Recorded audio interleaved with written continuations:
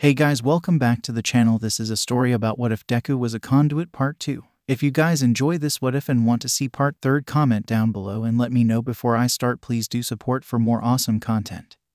And leave a like and don't forget to subscribe to my channel and also share this video with your friends and check out the description in my playlist. The author of the story lichlord 909 from 𝐽3. So let's start the video. Are you sure you haven't under or overpacked? His mother worried. Hands clutched together anxiously as 𝐬𝐻𝑡𝐻 put on his shoes. They'd been having this discussion ever since he had woken up, his mother chiming in over item he put in his bag. He knew why she was being so overbearing. Hell, if positions were reversed he would be worried sick, so he played along.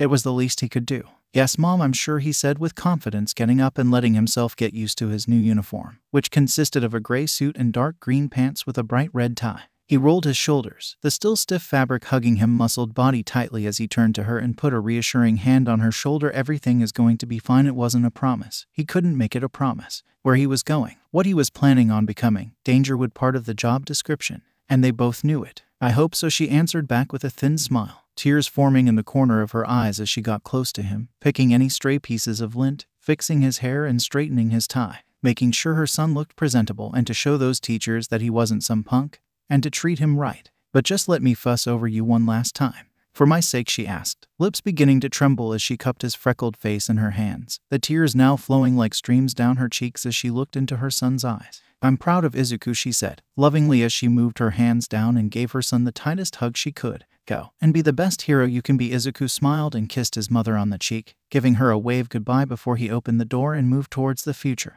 Once he reached the bottom of his apartment, he saw 𝐴𝐻𝐻 waiting for him, the small boy having decided to walk with him. Each giving a nod to each other, they fell into the familiar pattern, silently walking to 𝑢𝐴 before 𝐴𝐻𝐻 began speaking. Sorry about ruining the mood with you and 𝐶, he apologized. No, it's fine, he reassured his friend, shaking his head. In truth, he was kind of happy he was there. He wouldn't have really known what to do after. Obviously, with a person like 𝐴𝐻𝐻 being his best friend, he had seen enough material to know what came next, but there was a world of difference between seeing and being that person. Not to mention how 𝐶 must be feeling about all of this. He had offered for all of them to walk together, but she had declined, and he hoped he didn't do something wrong. But do you like her? Like that, I mean, 𝐴𝐻𝐻 asked. I mean, she's cute, 𝐬𝐻𝑡𝐻 admitted, face growing red. While he wasn't exactly good with hints and had never really talked to a girl, she like always had been about as blunt as a sledgehammer with what she wanted. And I wouldn't have said no. Well, you better hurry up and get her. Otherwise you'll never catch up to me. 𝐴𝐻𝐻 beamed as 𝐬𝐻𝑡𝐻 snapped his head to look at him. Who and when? 𝐬𝐻𝐻 asked disbelievingly, more than curious as to who he was talking about. 𝐴𝐻𝐻 then went on to talk about in exhaustive detail about how he had bravely saved the vine girl Shizaki and how she had kissed his when she had woken up. Yeah, that figures. Figured the only girl who would kiss you would be unconscious, 𝐬𝐻𝐻 mocked as 𝐴𝐻𝐻 scowled at him. Yeah, laugh it up, lightning rod. Just you wait. In a few weeks Ms. Bible Thumper will be mine, he announced with full certainty. Will that be before or after she nails you to a cross? After she finds your search history, 𝐬𝐻𝐻 questioned, thoroughly enjoying the playful ribbing. Fuck off, 𝐴𝐻𝐻 aside, hanging his head as 𝐬𝐻𝐻 wheezed with laughter, grasping the shorter boy's shoulder and jostling him as 𝐴𝐻𝐻 began to laugh as well despite himself. He and 𝐴𝐻𝐻 walked in silence the rest of the way, interspersed only by them cursing under their breath as they got to the school and tried to find their class. The school was massive, and without a map it was like a labyrinth before finally they found it. And as the pair looked at the huge door, one thought came to mind. Why would they even need a door this big, he questioned, craning his neck to see the top of the door that nearly reached the ceiling. Welcome to my world, 𝐴𝐻𝐻 joked as 𝐬𝐻𝐻 smirked and opened the door, his only hope being that he wouldn't see Bakugo. Get your feet off the desk. You disrespect the school and those that made it. An obnoxious voice rang. Pa, what junior high did a side character like you come from? 𝐬𝐻𝐻 could literally feel himself cringe in annoyance as he heard those familiar voices. Why could he not have this one thing? Why did he have to be in the same class as these two? My name is 𝐀𝐦 and I am from 𝐶 Private Academy, he explained as the blonde cackled at the information, grin wide and teeth showing. 𝐶, huh? Oh, I'm gonna enjoy crushing you, he said as the taller boy recoiled, asking if he even aimed to be a hero. So that's what it looks like from the outside, he thought to himself, finding amusement in the fact that for once neither he nor 𝐴𝐻𝐻 were in the blonde's crosshairs. That feeling of happiness was short-lived, however, as the two, along with the rest of the class, all finally noticed them. It was then that he noticed how big the class was. It said with the envelope that there were to be 2 classes of 20, but he could see 30 people, and among them was 𝐶. When their eyes met, she looked away, and 𝐬𝐻𝐻 felt his heart sink. But he didn't get to focus on her for long as the blue-haired boy marched up to him, arms stiff like a robot's. Hello again. We didn't introduce each other when we first met. I am 𝐀𝐦 𝐍𝐴, he tried to say. I know who you are. My name is 𝐬𝐸 Midoriya, he interrupted, not really wanting to rehear his introduction.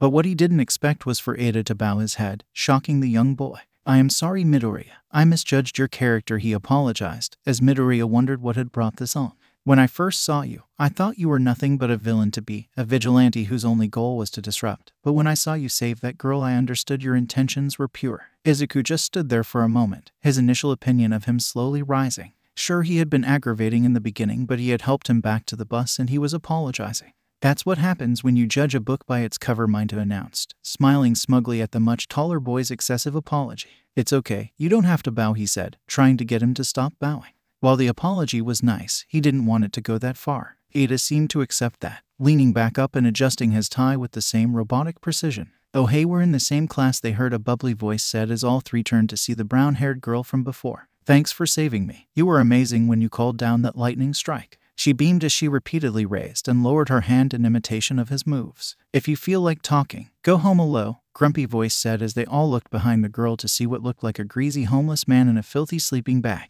It took you 8 seconds to quiet down. Pathetic, the man said as he sucked on juice box and unzipped himself out of his bag. As he began walking forward, forcing the group back by his presence until they and he were all inside, 𝐬𝐸 wondered how someone like him could even get inside and if this man was potentially dangerous. I'm your homeroom teacher, Shota Aizawa. Put these on and head out to the field. The changing rooms are on the first floor, he said, pulling a large shrink-wrapped bag filled with what he thought were their uniforms. Watching the teacher walk away, everyone did as they were told and each one took a uniform and filed out. Girls' locker room. Tsuyu didn't draw much attention to herself as all the girls changed, though she did think it was rather crowded as she had to share it with 12 other girls, the room itself having been obviously designed for fewer people to be in it all at once. The memories of 𝐬𝐸 played back in her head as she put on her gym clothes, the warmth of his body against hers, those shining blue eyes that spoke of safety and acceptance. And she had ruined it. Why did I do that? She raged at herself inside her mind.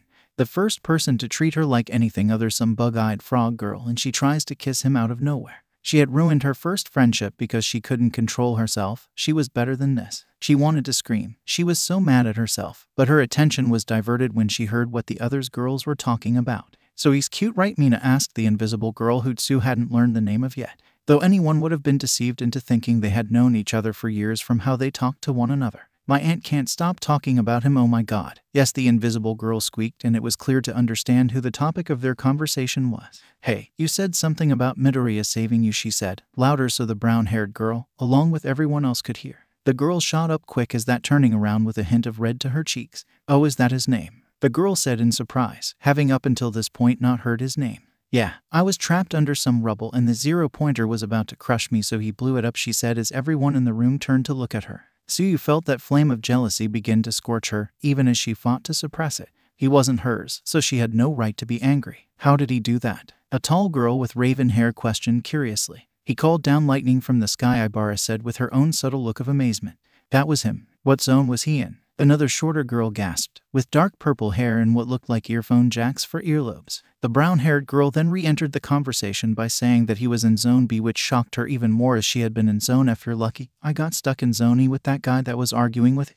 Had to retake the test because of him, a girl with orange hair sneered. Thanks for the save though. If it hadn't been for you two, that heat might have done me, and she added, looking to both Mina and Tsuyu. Oh, it was no problem. Besides, thanks to her I finally got to meet him, Mina said as all eyes finally began falling on Tsu's back. Hey, yeah, you were on that video with him. How do you know him? The invisible girl asked. We met in the hospital after the blast in Mustafa, she said simply, zipping up her uniform and closing the door to her locker a little too hard as she left everyone else behind.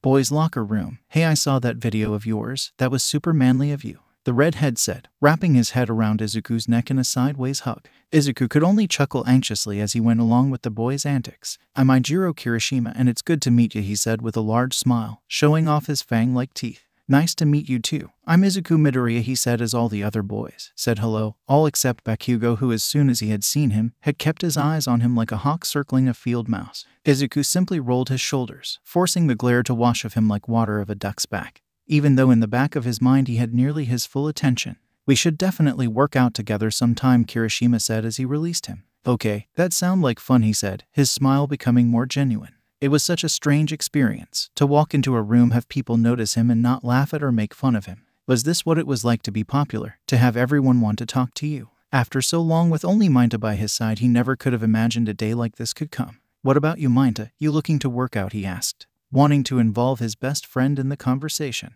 "Sure, why not?" he agreed as his younger, more lazy side groaned at the obligation he had just signed himself up for. "But that's the thing with training. You can never really stop if you want to keep going." "Hey, I'm Denki Kaminari. Your quirk seems really similar to mine," a young yellow-haired teen said, letting arcs of yellow electricity dance between his fingers just like 𝐬𝐻𝑢. "Wow, yeah, I guess our quirks are similar. We should defiantly train together," he said, excited to have someone with such a seemingly similar quirk to train with.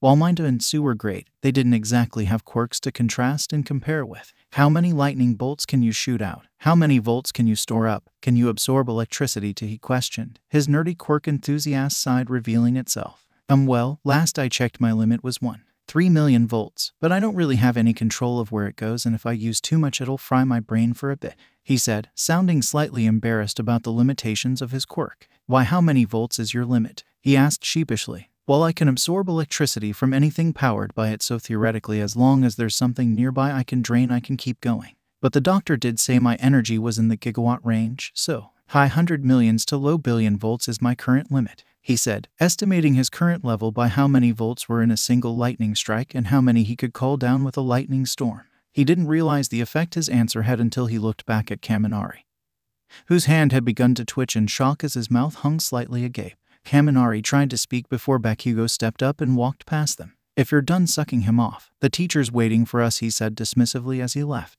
"What's up with him?" Kirishima asked as 𝐬𝐻𝑢 shrugged his shoulders. After Bakugo's departure, 𝐬𝐻𝑢 and everyone else finished getting dressed and went down to the field, where they came to a surprising discovery: a quirk assessment test. They all collectively shouted, each face a mask of shock. "But it's only the first day," the brown-haired girl pleaded. "Shouldn't there be, like an orientation or something? You'll all come to find that at UA we don't exactly follow the beaten path, meaning I and the other teachers are allowed to do whatever we want as long as get results," he said, with a shrug as if he had already predicted her question before the first word even left her mouth. After that, Aizawa began speaking about the foolishness of not allowing them to properly use their quirks for their fitness tests, that the school system and society at large still tries to force everyone to equal when they are anything but. Eventually he called on Bakugo, the blonde, giving 𝐬𝐻𝑢 a glaring side eye as he walked forward. "What was your record in the ball throw?" the teacher asked. 67 meters, he answered as the Aizawa handed him a baseball. "Now try using your quirk," he said as the ashen blonde made his way to the circle. "As long as you stay in the circle you can do what you want," he said dryly, and with no need for further instruction the blonde gave a murderous grin as he shouted "die." A massive explosion erupting from his hand as the ball screeched through the air. 12 meters, Aizawa said as the entire group gasped in shock at the display of power. All except 𝐬𝐻𝑢, who watched Bakugo intently, looking for any sign of what 𝐸 had told him about. He had known Bakugo since they were children, and had been on the receiving end of his quirk for nearly as long, so he should be able to tell if there was anything different. And there was something different about it. Of all the times he had ever seen him use his quirk, whether it was small or large, it was always accompanied by plumes of dark smoke. Now that smoke was gone and in its place were trails of white, translucent steam, and his explosions had always been scattered, imprecise, the explosive force going out in all directions it could, like a grenade, and shaped only by how much he cupped his hand. Now though it was more directed, more controlled, like a shaped charge with all the force going exactly where he wanted it. But still no sign of the heat Mina and 𝐸 had talked about. Perhaps the heat needed to slowly build up before it could be noticed. "OMG, this is going to be so much fun," he heard Mina say, which had the unfortunate effect of striking Aizawa's nerve. "If you think it's so fun, then how about this? Whoever finishes last gets expelled," he hissed as the class railed against the idea, saying that it wasn't fair. 7,632, their teacher answered back as the class went silent at the seemingly random number, random for everyone except 𝐬𝐻𝑢. "That's how many died in the terrorist attack in Mustafa," he continued. "Was it fair for them?" The class went dead silent at that, the fresh memory of the blast rubbed raw by the teacher's words. "The world is filled with unfairness. If you can't handle that, if you thought you could just goof off, then I suggest you take my advice from earlier and go home," he all but ordered as he called for the next person to go. 𝐬𝐻𝑢 looked at his hand, arcs of electricity bouncing between his fingers of the reminder of his mission. 7,632. They had their lives taken from them, and so many more had their lives destroyed by their loss. The memories of the shop owner Haruki and his son flashing into the forefront his mind as he clenched his fist. He would make it mean something. After that the tests came one by one. They had watched as the brown-haired girl, whose name he still hadn't gotten, removed the gravity of the ball and threw it into space, receiving a score of infinity. Next up had been a tall girl with long black hair, who flipped through a large book she had with her. She then went on to shock everyone when she immediately undid her shirt, eliciting a nosebleed from 𝗫𝗏 before she then proceeded to pull an RPG out of her stomach, attach the ball to the end and fire. 970 meters Aizawa revealed as Izuku gawked at the power of her quirk. The RPG-7, first manufactured by the Russian defense company 𝗵𝘃 in 1958 with an effective firing range of 720 meters. Made even greater by an advanced propellant of my own design, she beamed with a proud smile as she slung the empty rocket launcher over her shoulder and rejoined the mass of students who stared at her wide eyes. Her quirk is so cool, Izuku whispered under his breath as he began a rapid muttering session of all the possible uses of her quirk before 𝗫𝗏 elbowed him in the side. Next was the 50-meter dash, and Izuku had unfortunately been paired with 𝗏𝑘𝑢ᴑ, the two looking at each other but with two different expressions. Just as the test began, 𝗏𝑘𝑢ᴑ surged ahead, using his explosions to fly across the distance with frightening speed as Izuku recoiled from the heat of the blonde's explosion. As 𝗏𝑘𝑢ᴑ finished with a time of 3.7 seconds, Izuku wondered if he could do something similar with his lightning. He didn't think it was strong enough to allow him to fly like 𝗏𝑘𝑢ᴑ, but it should allow him to clear large gaps he couldn't just jump. He eventually did get the chance to test his theory with the standing long jump as he watched 𝗏𝑘𝑢ᴑ yet again use his explosion. He wondered how he should allow the electricity out, assuming he could. If he didn't release enough energy it wouldn't work, and if he poured too much he might just end up sapping the ground. When his turn finally came, he imaged a stream, constant and steady. Taking in a deep breath, he leaped forward, aiming his arms back and behind him and allowing the power to flow out of his palms. Immediately, plumes of electricity came pouring out with a loud buzzing sound. His balance, however, was atrocious as he struggled to keep himself steady. This proved far easier said than done as he eventually lost his balance and nearly face-planted, landing in a puff of chalking dust. Izuku, however, was not allowed a moment of celebration of a new use of his quirk, barely able to dust himself off before he heard the familiar roar of 𝗏𝑘𝑢ᴑ. "Deku, don't you dare steal my moves, you bastard," he screamed as he charged the emerald-haired boy, hand raised to attack him. Steaming. That's when he saw it. What 𝐶𝐸 had been talking about, the heat. It is flowing out of him now, making the air around him ripple in waves. So it responds to his anger, he thought to himself. Izuku, however, had more pressing issues to deal with as his arms wreathed themselves in electricity almost by instinct alone. Their physical encounter was prematurely halted by the scarf of their homeroom teacher, which wrapped around tightly against the enraged blonde. "How is your scarf so strong?" he growled, gritting his teeth as he continued to pull against his restraints, his neck craning back as the whole class got a view of their teacher, whose eyes glowed red and hair flowing in an unseen breeze. "Because it's a capture weapon made of carbon fiber and titanium," he growled, obviously using a lot of his strength to keep the irate teen from getting closer to Izuku. "And stop making me use my quirk. It gives me dry eye," he ordered as their teacher's bloodshot eyes made Izuku finally realize who he was, Eraserhead. "Now if you're down making a fool of yourself, stand down. You're wasting time," he said as the scarf released 𝗏𝑘𝑢ᴑ and flowed back onto his shoulders like a coiled snake. The two boys stood there motionless, each eyeing the other, Izuku watching to see what 𝗏𝑘𝑢ᴑ would do. The teachers at Aldera had basically given him free rein back then. But this was Yue, and it seemed even he in his enraged state understood that as he made due move to continue his attack even as his red eyes glared at him. Izuku was the first to move, walking away from the sand pit, and as he was about to pass him he heard him say something under his breath. "No matter what, you'll always be a bug," he whispered between his teeth. After that the next few tests went by quickly, and he was pleased that 𝐶𝐸 and 𝗫𝗏 were doing well, with 𝐶𝐸 going after him in the standing long jump and blowing everyone else's scores out of the water with a 50-foot jump. Izuku had tried to congratulate her, but again she remained silent. 𝗫𝗏 meanwhile had down the best in the repeated side steps as he piled 2 sets of balls and bounced between them. After all the tests were done they all waited with bated breath as one by one the names came on the screen. Students gave small cheers of victory and congratulated others until at last the final name came up. Mina Ashido. Izuku watched as everyone looked around to see who that was, and everyone, including Izuku, saw a pink-skinned girl with horns. Shaking like a leaf, her eyes were wide, almost bulging. Mouth hung open as short rapid breaths escaped her mouth. That's when they heard steps, hard and certain, as they watched Aizawa walk over to the girl, his aura speaking of only one thing. Her breathing grew even more frantic the closer he got, and by the time he was in front of her she looked almost manic. "Still think this is fun," he said, complete unfazed by the distress of his soon-to-be former student. "Good," he whispered as he turned back around and walked back to his spot at the front of the class. "No one's getting expelled," he said as the headsman's axe lifted over the group and the girl collapsed onto her butt. That was simply a rational deception, but don't misunderstand. This was a one-time stay of execution. If you fall behind, you will be left behind, he emphasized with a dark grin. "Handouts for the curriculum are in the classroom. We're done for the day," he said as he looked between Izuku and 𝗏𝑘𝑢ᴑ. "Except for you two, I have something to say to both of you."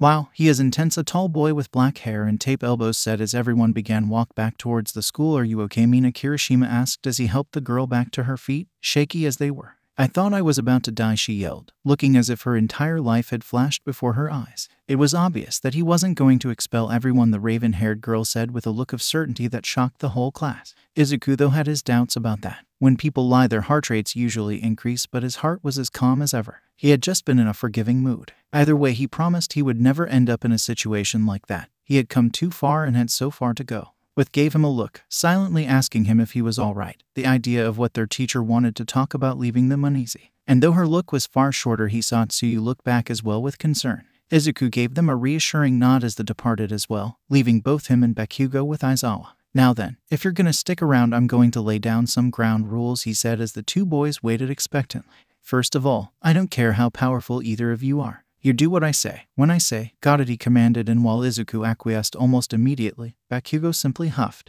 This prompted another surly glare from Aizawa. And you, he pointing straight at the rebellious blonde. If you ever attack another student outside of practice or injure them beyond a reasonable degree, you're out of here. No 3 strikes and no second chances. Do I make myself clear? He finished, letting his warning sit in the silence. Izuku was thoroughly shocked by this. This really wasn't like his old school. Whatever, he said dismissively. But Izuku could see that his former bully was squirming beneath the surface. He wondered in that moment if this was the first time in his life he had ever been told no and couldn't just scream and threaten to get his way. And he would be lying if he said he wasn't thoroughly enjoying the sight, seeing him experience even a fraction of the powerlessness he and Minda had felt for so long. And for you, Midoriya, he said, now pointing stone-cold eyes at him. All your actions, illegal as they were, against those villains might have garnered you a level of respect from your fellow students and even members of faculty. You will receive no such favoritism from me, and if I find out you are still acting as a vigilante, I will personally hand you over to the police, he warned, and the tone told he was more than willing to make good on that promise.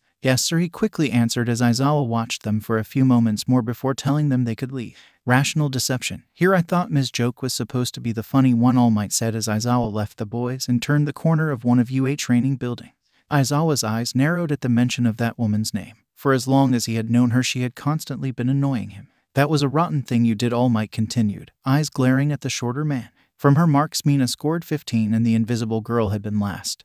But you changed the results so it looked like she had come last, he accused as the shorter man looked back at him with the same tired, apathetic expression. Times are changing, All Might, and she needed to learn a lesson. If I can nip that carefree attitude in the bud and foster a proper respect for the task they are aiming to fulfill, then that's just 2 birds with 1 stone, he said, turning his head to All Might and preparing to leave. And if not, I can always get rid of them. With the day finished early, Izuku found Minda, who, like he said, was chatting up Shizaki. And surprisingly, he hadn't been slapped yet, which definitely showed progress. Deciding to all walk together, the trio made their way out, but just before they left the main gate, Izuku felt a hand on his shoulder. Turning around, he saw the increasingly familiar face of Tenya Ida. May I walk with you, he asked, and though a small, spiteful part of him wanted to deny him, he could no longer hold on to that anger. He had apologized and had helped carry him back to the bus. Sure, we were just about to talk about Mr. Aizawa, he said as the taller boy began to walk in step with them. Minda gave Izuku a dirty look, signaling that he was less than thrilled at the boy's presence. Izuku shrugged his shoulders at that. It wasn't like they were promising to always hang out. And if he turns out to still be annoying, we just don't hang out with him. Hey, wait up you guys, they heard a voice yell from behind as they turned to see the smiling face of the familiar brown-haired girl. Hi, we never got each other's names. I'm Ochako Uraraka, she announced as she skidded to a stop. Oh hi, I'm Izuku Midoriya, he answered back, happy to finally put a name to her face. This is Tenya, Minda, and Shizaki, he continued, introducing each of them. Wait, if your name's Izuku, why did Bakugo call you Deku, she asked as Izuku did his best to hide a pained expression as Minda shook his head at the numerous memories. Well, you see, Deku is a name he gave me to pick on me, he explained, the name having dug its claws in deep. Oh, I thought it sounded like you can do it. Plus, I thought it sounded cute, she said with innocent smile. Izuku turned to see Minda's reaction, and he wore a face of bewilderment that all but yelled, is this girl serious? That's nice that you thought of it that way, he said politely. But it's Izuku, he reassured. Oh, okay. Sorry for bringing that up, she apologized, seemingly recognizing the emotional landmine she had unwittingly stepped on. They were about to continue on before another feminine voice called out, and the group of 4 were greeted to the side of Mina and Kirishima, the 2 coming up to them and all of them having to reintroduce themselves. Now, what were we talking about? Izuku asked, the sudden introductions making the topic of their conversation slip his mind. We were talking about Aizawa, Minda answered. Yes, indeed. While I am hesitant to judge our teacher's style of education, Deceiving us was immoral, he added, rubbing his chin in thought. Indeed, his conduct was most sinful, Shizaki agreed. Forget that. He came at me like the Grim Reaper, making me think I was about to be expelled after just getting in, Mina said irately. Izuku could see where they were coming from. It hadn't exactly been the greatest introduction, but he could also see where the teacher was coming from. Are you planning on quitting though, he asked her honestly. What kind of question is that, Midoriya Kirishima asked defensively, clearly offended by the idea. The reaction making him think the two had some sort of history together, maybe they went to the same school. Looking over to Mina, though, he could see hints of doubt that clouded her eyes as she averted her gaze. The bubbly and flirtatious girl from before having vanished. He's only trying to help us, he said as everyone except Minda looked at him with surprise. He's responsible for us. If we get injured, he's the one that pays. He's right, Minda agreed. They had both experienced the kinds of villains that will go straight for the kill and won't take it easy on them just because they're kid. You all saw me get shot. Who here has a quirk that could let them survive that? As everyone looked to Kirishima. During the test, he had been one of the only people to not use his quirk. Well, my quirk allows me to harden, he said, pulling up his sleeve and turning his skin into a hard rock-like surface. But I haven't been shot at Suo, he continued, though from his tone everyone could tell he wasn't confident in his odds. Exactly, as cruel as he was, he's just doing his best to make it so we take this seriously, he explained. I'm not giving up, Mina said, finally speaking up for herself as all eyes fell on her. I just got here and I didn't go through all that just to give up. Being last just means I have the most room to grow, she said. That fire of positivity beginning to reignite once again. That's the spirit, Kirishima roared, flashing his fang-like teeth in a wide smile. And we'll be here if you need any help, Ida assured as everyone nodded their heads. Amongst the rallying cry, nobody except Izuku noticed the flowing long hair of Tsu walk by them, not even sparing them a passing glance as she left. Oh yeah, you know that girl, right? Ochako asked as Izuku nodded his head, focusing on her retreating form. Yeah, she seemed angry about something. I don't know what though, Mina confessed as Izuku sighed. Something for later, he supposed. Several hours later, Izuku lay on his bed, his mind reviewing the events of the day. The large group then went on their way to the train station, making small talk and learning that Mina and Kirishima had known each other in middle school. Likewise, Izuku and Minda spoke about their time in middle school, at least the parts that didn't involve a certain blonde. They had said their goodbyes at the train station, and he'd had to endure a rather thorough interrogation from his mother about how his first day was, what he did and who he talked to. After that, he had tried to search up powers that involved steam and heat, and while some were close to what he'd seen Katsuki use, nothing was a close enough match to be certain. Suddenly, he heard the buzzing of a message from his phone, and as he looked, he could feel every hair on his body stand on end. It's Moya. I have something. Izuku felt adrenaline flood his body as he read those words. It had been so long since he had last heard from her that a small part of him had wondered if he would ever hear from her again. He felt his hands begin to shake, his fingers trembling. Should he answer back, and if so, what would he say? What should he say? It seemed, though, that he would not have to answer that question as another message appeared, an address, 246 𝐀𝐦 Boulevard, come alone. He knew that was in the Neon District, and it was at least a 40-minute walk from here. What could possibly be there that could involve John and the 𝗍☆. Izuku looked up to his bedroom door. It was evening now, and his mother had gone to bed early, so in theory it should be easy for him to slip out. Even still, his heart raced in his chest. He had never snuck out of his house before, and never for such an important reason. Slowly he pulled himself up, cringing at every creak and groan from the springs in his mattress. But as he was about to stand up, the voice of Mr. Aizawa's warning rang in his ear like a church bell. If this involved vigilante work, which it inevitably would, and if he got caught, not only would he be expelled, he would end up in prison for this. Even with that threat looming over him, he did his best to smother that growing sense of fear. He had already made up his mind. Hero or vigilante, he would save people. And this was more important than his dream school, more important than his freedom, and more important than his life. Because these people, those first sons, were still out there plotting who knows what, and this was his only way of finding John and the 𝗍☆, getting his answers, and make certain they never hurt anyone ever again. Standing up and walking on the balls of his feet, he carefully got ready. He would have to be careful. He could get noticed, so he needed something to hide his identity. Delving into his mind to try and remember something he could use, he was struck by a sudden realization as he made his way to the closet. As he did, he could not help but think of all the vigilantes that existed when quirks first began to manifest across the world, being forced to hide their identity for fear of both the law and villains that would inevitably come to seek revenge. He tried to open the door quietly, but it squeaked regardless of how slow he went. Rummaging through his clothes, he came to one of the few pieces of All Might merch that had been spared from his wrath that day. A yellow mask that only concealed the eyes. It had been a limited edition to promote a movie collab between All Might and the ninja hero Deadshot. Gripping the fabric tight in his hand, he looked up to see the black and yellow jacket that he had been gifted. He had promised Haruki that he would do some good with his gifts, And tonight was the night he started keeping that promise, slipping on his clothes and pulling the silver briefcase out from under his bed.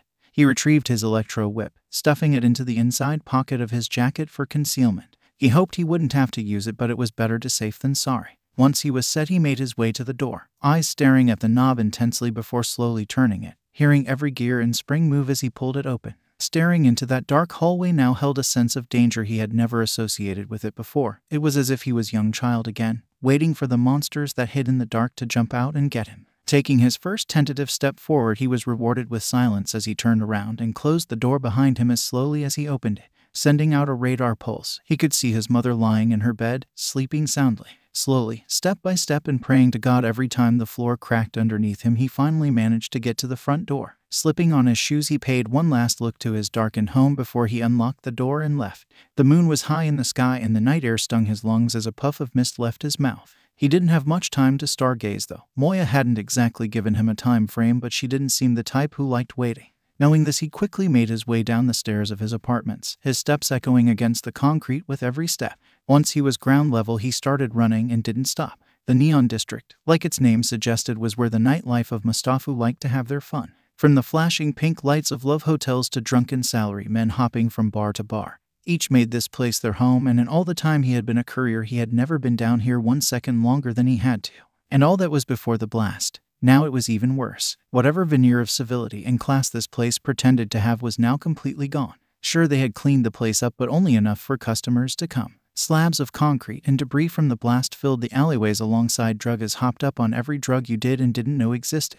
Working girls walked the streets, flirting with anyone that walked by and looked like they had money, and the sound of ambulances provided constant backdrop to this den of vice. Slipping between the crowds of adults who either gave him annoyed glances or didn't notice him at all. Izuku, though, kept his head down as the address he had been given replayed again and again in his mind.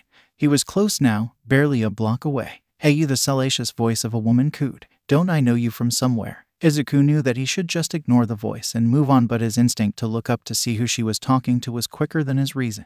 Oh, young and cute, a shapely heteromorph in revealing clothes and cow-printed skin appraised as she swayed in place, looking down at him with half-lidded eyes that spoke of something being in her system. "Why don't you come with me? Mama can show you a real good time," she whispered as she did her best to show off her massive assets. Shocked by the woman's display, he hurried past her, doing his best to hide his blush. The woman, however, seemed to have taken offense from his refusal and began hurling obscenities at his back. But he didn't care. He refocused on the task at hand and finally made it to the address. It had been a movie theater, though from the titles that played across the rolling screens on the front, they weren't the kind of movies a family would take their kids to.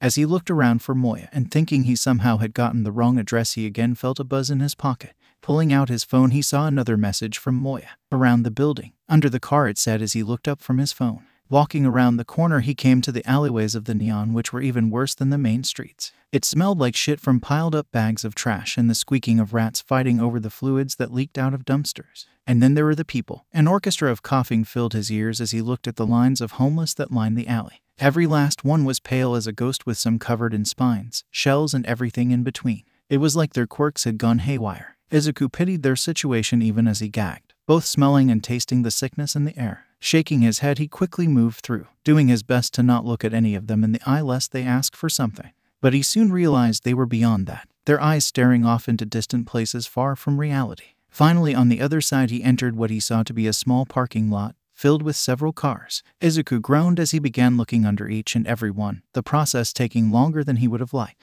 Eventually, he found a small bag underneath a car. Fishing it out, he found a small earpiece inside. Opening the bag, he pushed it into his ear and waited in anticipation before the sound of static and a feminine voice reached his ear. "Took your sweet time, didn't you?" the voice of Moya accused. "I'm sorry, Moya, there was more than one." He tried to explain, whispering to limit the echo of his voice. "It doesn't matter, you're here now," she said, cutting him off. "That earpiece is on an encrypted frequency, so we should be able to communicate without anyone eavesdropping," she informed. That was good, he thought. Considering everything that she said about the HPSC being compromised, it made sense to have an added layer of security. "So what did you find?" he asked, eager to get to work and find his answers. "I've been picking up some weird interference from a rooftop near your position. I need you to find and locate the source and its purpose," she ordered. Izuku then looked up and around at all the neighboring buildings. "So what exactly am I looking for?" "Not sure. Look around for anything that could be sending a signal. Call me when you find something," she said as Izuku was left to figure it out. "All right. But how do I get up there?" he thought to himself as he looked up at the buildings around him. They were a lot taller than the buildings near the beach, and he didn't exactly see himself asking to go on the roof, ending well. Heading back to the alley, he quickly found his answer as he saw a fire escape that ran the entire height of the building. Normally these things were out of reach for most people, but 𝐬𝐸 was not most people. Looking around one last time to make sure that no one was watching, he pulled the mask out of his pocket and put it on. It wasn't perfect by a long shot, but hopefully it was enough. Rolling his shoulders, he jumped and latched onto the sliding ladder and climbed his way up. The clang of his shoes against the metal heralded his success as he began his ascent. As he made his way up, he wrestled with the idea of how he was supposed to find whatever was causing the interference. As he finally reached the top and looked out from his new vantage point, he realized then the enormity of his task. There were dozens of buildings and he didn't have all night. Thinking it was a long shot, he let out another radar pulse and felt all the electricity flowing around him, bright like falling stars. But there between the stars were smaller things, like small ripples on a pond that were coming from the radar dishes and cell phones all around him. He supposed that him naming it the radar pulse was more accurate than he realized. Focusing hard on those ripples, he sifted through them, one by one, and trying anything different between them. It took him longer than he would have liked, but eventually he found something. A ripple that did not act like the rest, as if two pebbles had hit the same spot of the pond, one in front of the other. And that second ripple was hiding behind the first. Following that ripple to its source, he could see that it was coming from another rooftop several buildings away. He could use his new static thrusters to get him there faster, but he didn't know who else was prowling these rooftops. Deciding against it, he stepped back and took a running jump across the alley and continued on until he came to the source. "Alright, I found something, Moya. It looks like there's a portable audio drive attached to this satellite dish," he explained. "See if you can listen to it with your phone," she answered back as 𝐬𝐸 carefully pulled the audio drive out and plugged it into his phone. Once plugged in and pressing play on the audio, he was greeted to a garbled mess of sound. "Just sounds like gibberish," he informed, confused why it didn't work. "It's because it's an encrypted message, but I can't break it. Look around and see if you can find any more of these," she finished, and was about to end the discussion before 𝐬𝐸 jumped in. "Wait, do you know why so many people down here are so sick?" he asked, worried about whatever was affecting them. There was a pause then, and he worried that she had ended the call and hadn't realized. "It started after the blast. No one knows where it came from, but recent intelligence points in the direction of a gang called the Reapers being responsible," she revealed. 𝐬𝐸's heart turned to ice. Had he indirectly caused? Had that blast given those villains the opportunity to release a bioweapon? "Why haven't you begun quarantining yet?" he demanded.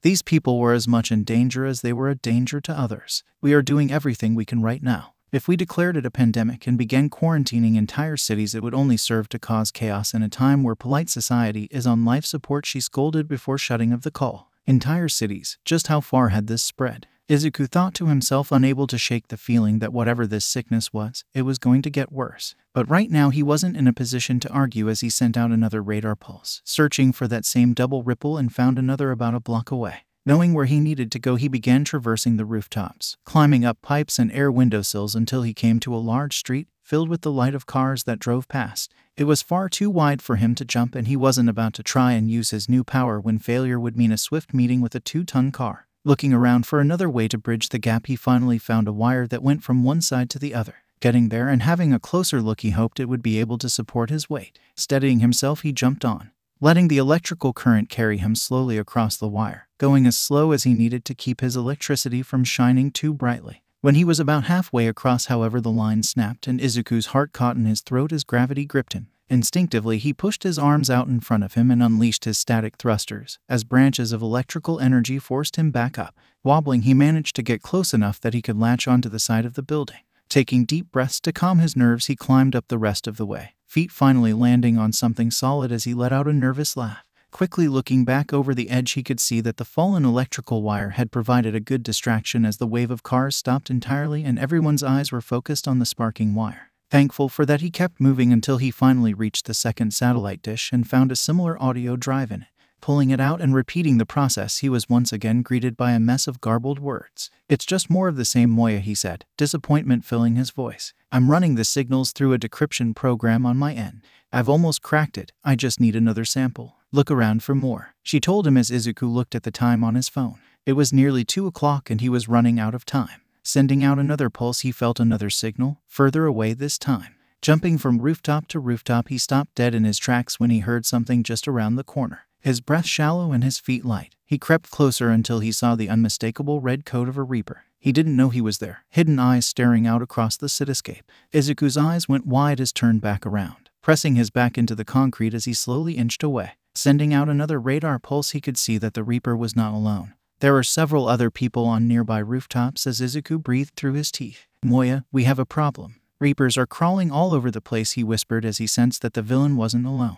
"Just keep to the shadows. We don't want anyone finding you here," she said as Izuku ran his mind through all sorts of scenarios. Should he get down to ground level and use the alleyways for cover? No, the Reapers were probably using their vantage points to watch the alleys for anyone going through them. He had to stick to the rooftops and be as quiet as he could. Moving quietly and constantly sending out radar pulses, he made his way to the other side of the roof. Giving one last look in the direction of the idle Reaper, he hopped off and latched onto a pipe and shimmied his way up. On and on he went, stopping whenever a Reaper began to move and holding his breath every time.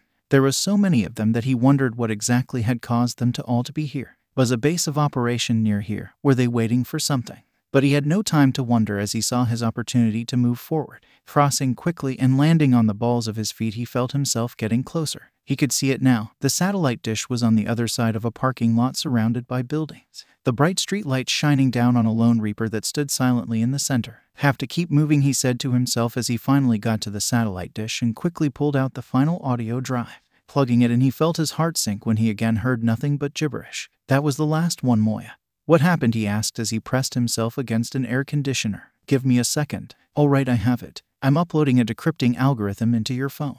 That should let you hear the messages," she quickly said. Trusting her, he turned down the volume of his phone and pressed the phone to his ear as the third message finally played. "I couldn't stop Kessler from detonating the ray sphere. Damn thing took out 5 or 6 blocks and killed God knows how many. Found the ray sphere in the blast crater next to some kid. Didn't know if he was dead or not. Didn't have time to check. I'm gonna try and hole up somewhere. If anyone is even listening to these things, I need immediate extraction. Please, you have to find me before he does," the voice frantically pleaded. "I can't believe it. That's John," Moya said in astonishment. "He must have been using these dishes as dead drops for his handlers." "Meaning?" Izuku asked, his own mind brimming with questions. Had John been the voice he had heard? He didn't think so, but he couldn't be sure. "Meaning there are probably more of those dead drops scattered across the city. You should try and find as many as you can.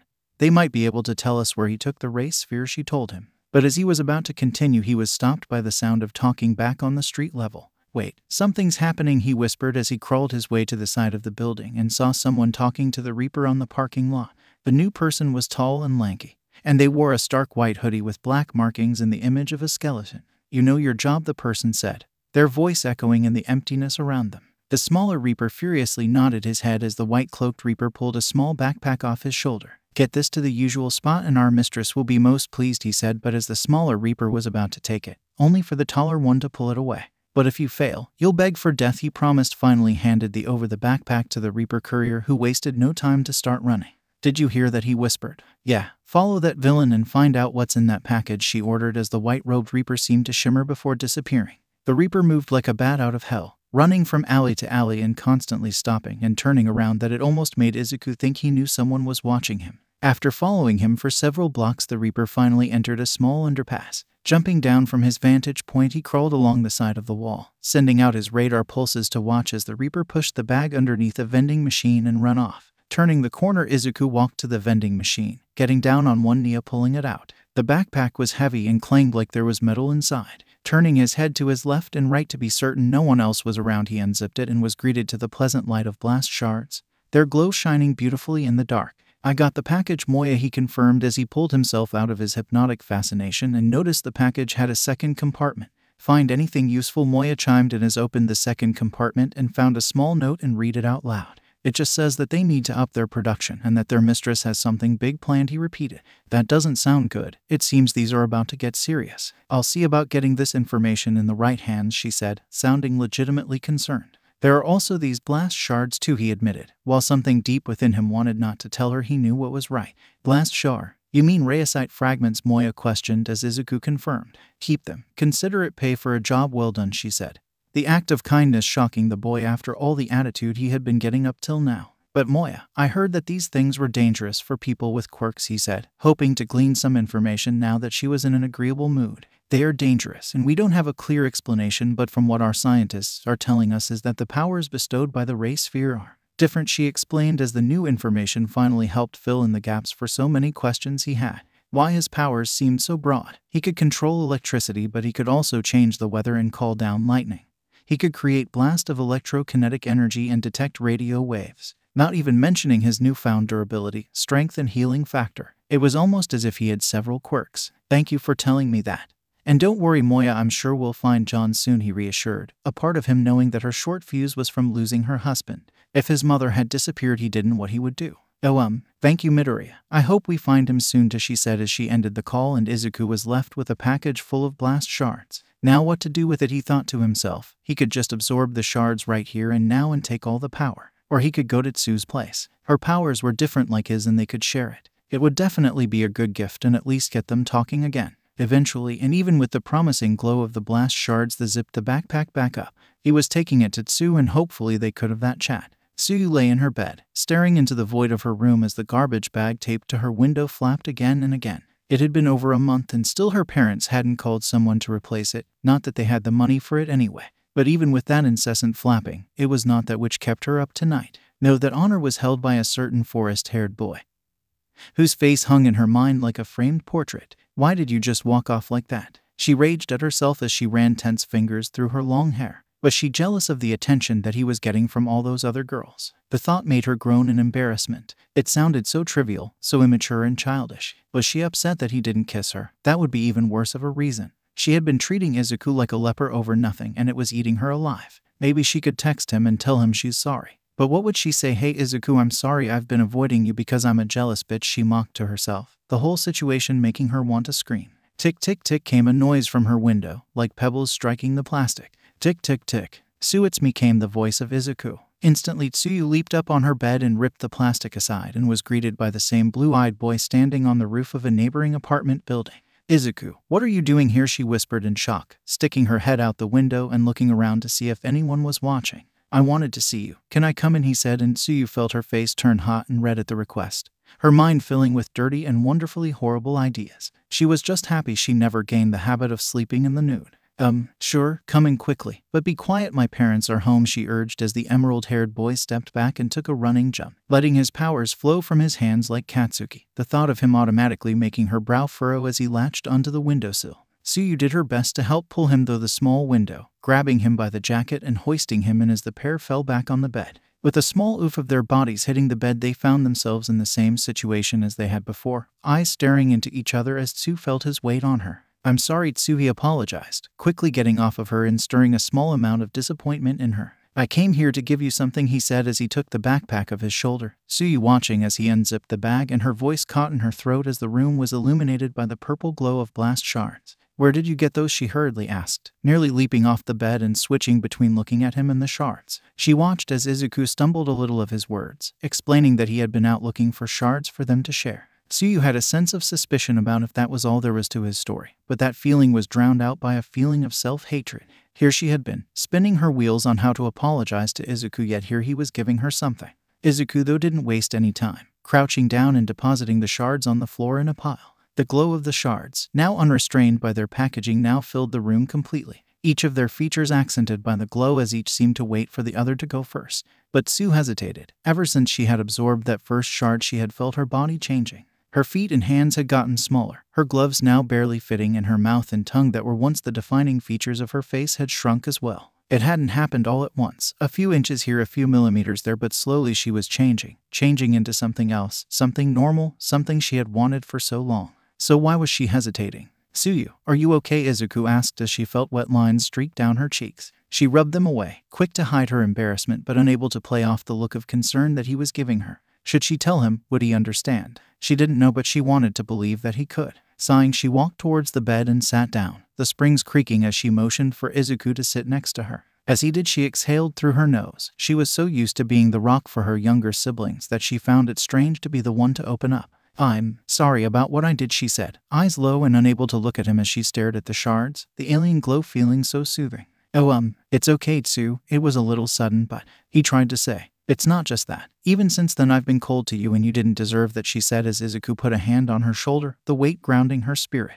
I told you it's okay, he repeated, twisting himself so that she was forced to look him in the eye. But something tells me this isn't just about what happened between us, he said, more a statement than a question as Tsu's lips turned into a thin line and she gathered the strength to speak. It's just, I've wanted something like this for so long, she continued, the admission feeling both relieving and condemnable. Something like this. What do you mean? Izuku questioned. Who's your favorite hero? She asked, and she could tell he was confused by the seemingly random question. Well, All Might was my favorite for a long time, but now, he said, sounding unsure as he shrugged his shoulders, and Tsu gave a hollow smile. Mine was Mirko, she admitted. The rabbit hero? He questioned as she nodded her head. So why do you have her on a dartboard? He asked as he pointed a finger to the punctured picture. Tsu was surprised that he had noticed, but she'd found that he was the kind of person that was always looking around.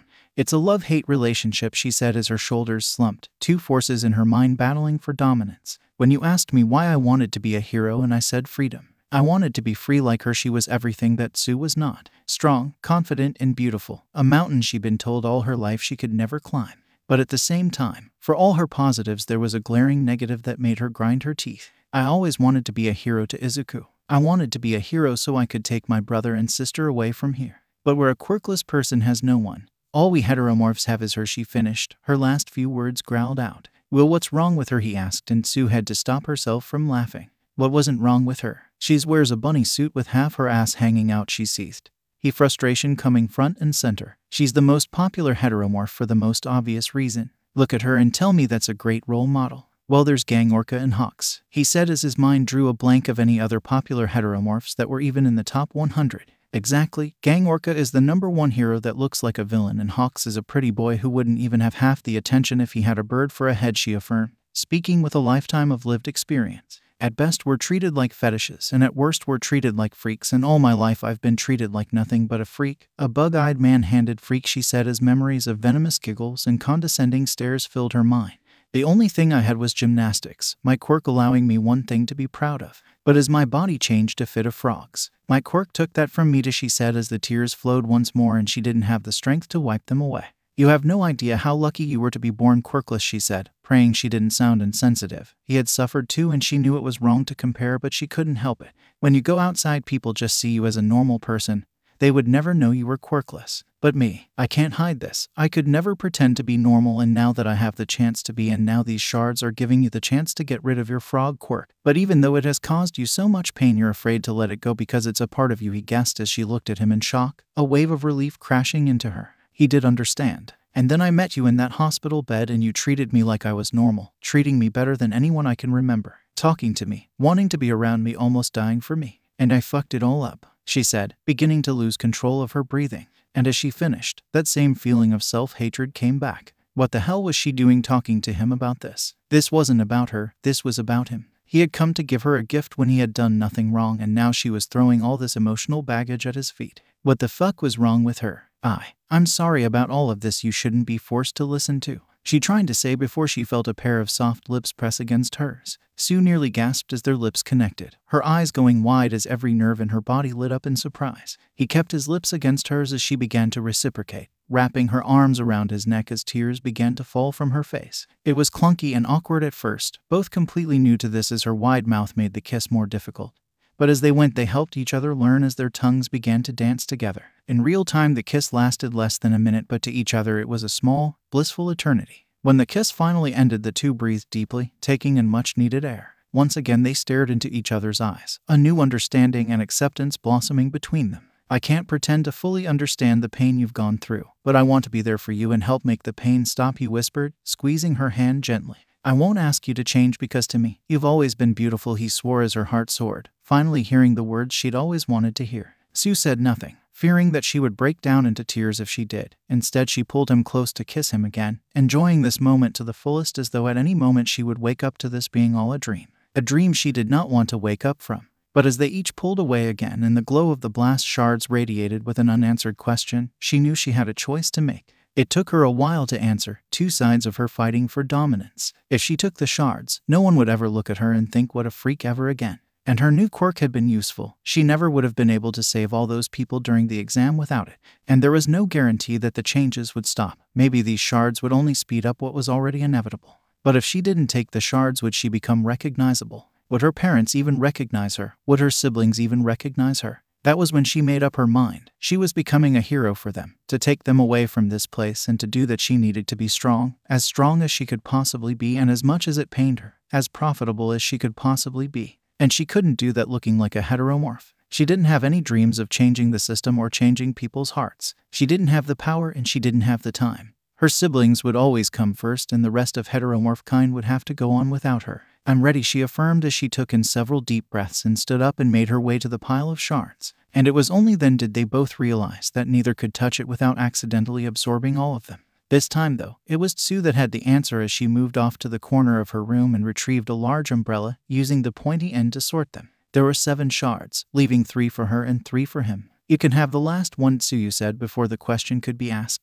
"You went to all this trouble, so you deserve it," she urged as Izuku was no doubt about to offer the final piece to her. "On 3, she said as Izuku nodded. Her heart was racing, a bead of sweat running down her neck. 3.2.1. As their hands touched the piles, the room was filled with a brilliant light as the power of the shards flowed into them. She felt the bones in her face begin to shift. She could feel her tongue shrinking by the millisecond, her hands and feet alongside it. When the light finally dissipated, the room was once more cast into its natural darkness. Moving her way through the darkness, 𝐸 easily found the light switch, flicking it on and getting a good look at Izuku. For Izuku, his transformation seemed almost entirely internal, with only his eyes shining a more deep and vivid blue. But from the way he was looking at her, she could tell the same wasn't for her. Walking quickly towards the vanity, she stared in awe at her new self. Her eyes that once took up so much of her face were now normal, and her lips, once pencil-thin and stretched nearly from ear to ear, were now full and normal. But it was what was inside her mouth that told her the true extent of her change as she stuck out her tongue. A tongue that once could stretch nearly 20 meters was now barely 5 inches long. She reached a hand up to touch it but realized just how small they were now. It all didn't even seem real, like she could pinch herself and she'd wake up back in her bed. Looking down at her feet, she marveled at how tiny they were, sticking one foot out and twisting it around so she could see every angle. "I'm definitely gonna need new shoes," she thought to herself as she giggled like a child out of nervousness. Looking back up to Izuku, who up until this point had remained silent, she stretched out her arms so that he could see all of her. "How do I look?" she asked, an anxious smile on her face. "As beautiful as you did 5 minutes ago," he answered with a smile of his own as he walked up to her, wrapping a hand around her waist and tiniest shade of blush on her face. But before they could continue their earlier fun, Izuku's eyes went wide as he looked at the clock. 6 a.m. My mother's gonna be up soon. I got to get going, he warned as he went to grab the empty package. And it was only when he was about to jump out the window did he feel a tug at his arm and a familiar set of lips on his cheek. "After class, we are going shopping," she told him, already thinking about how much of her wardrobe she'll need to change.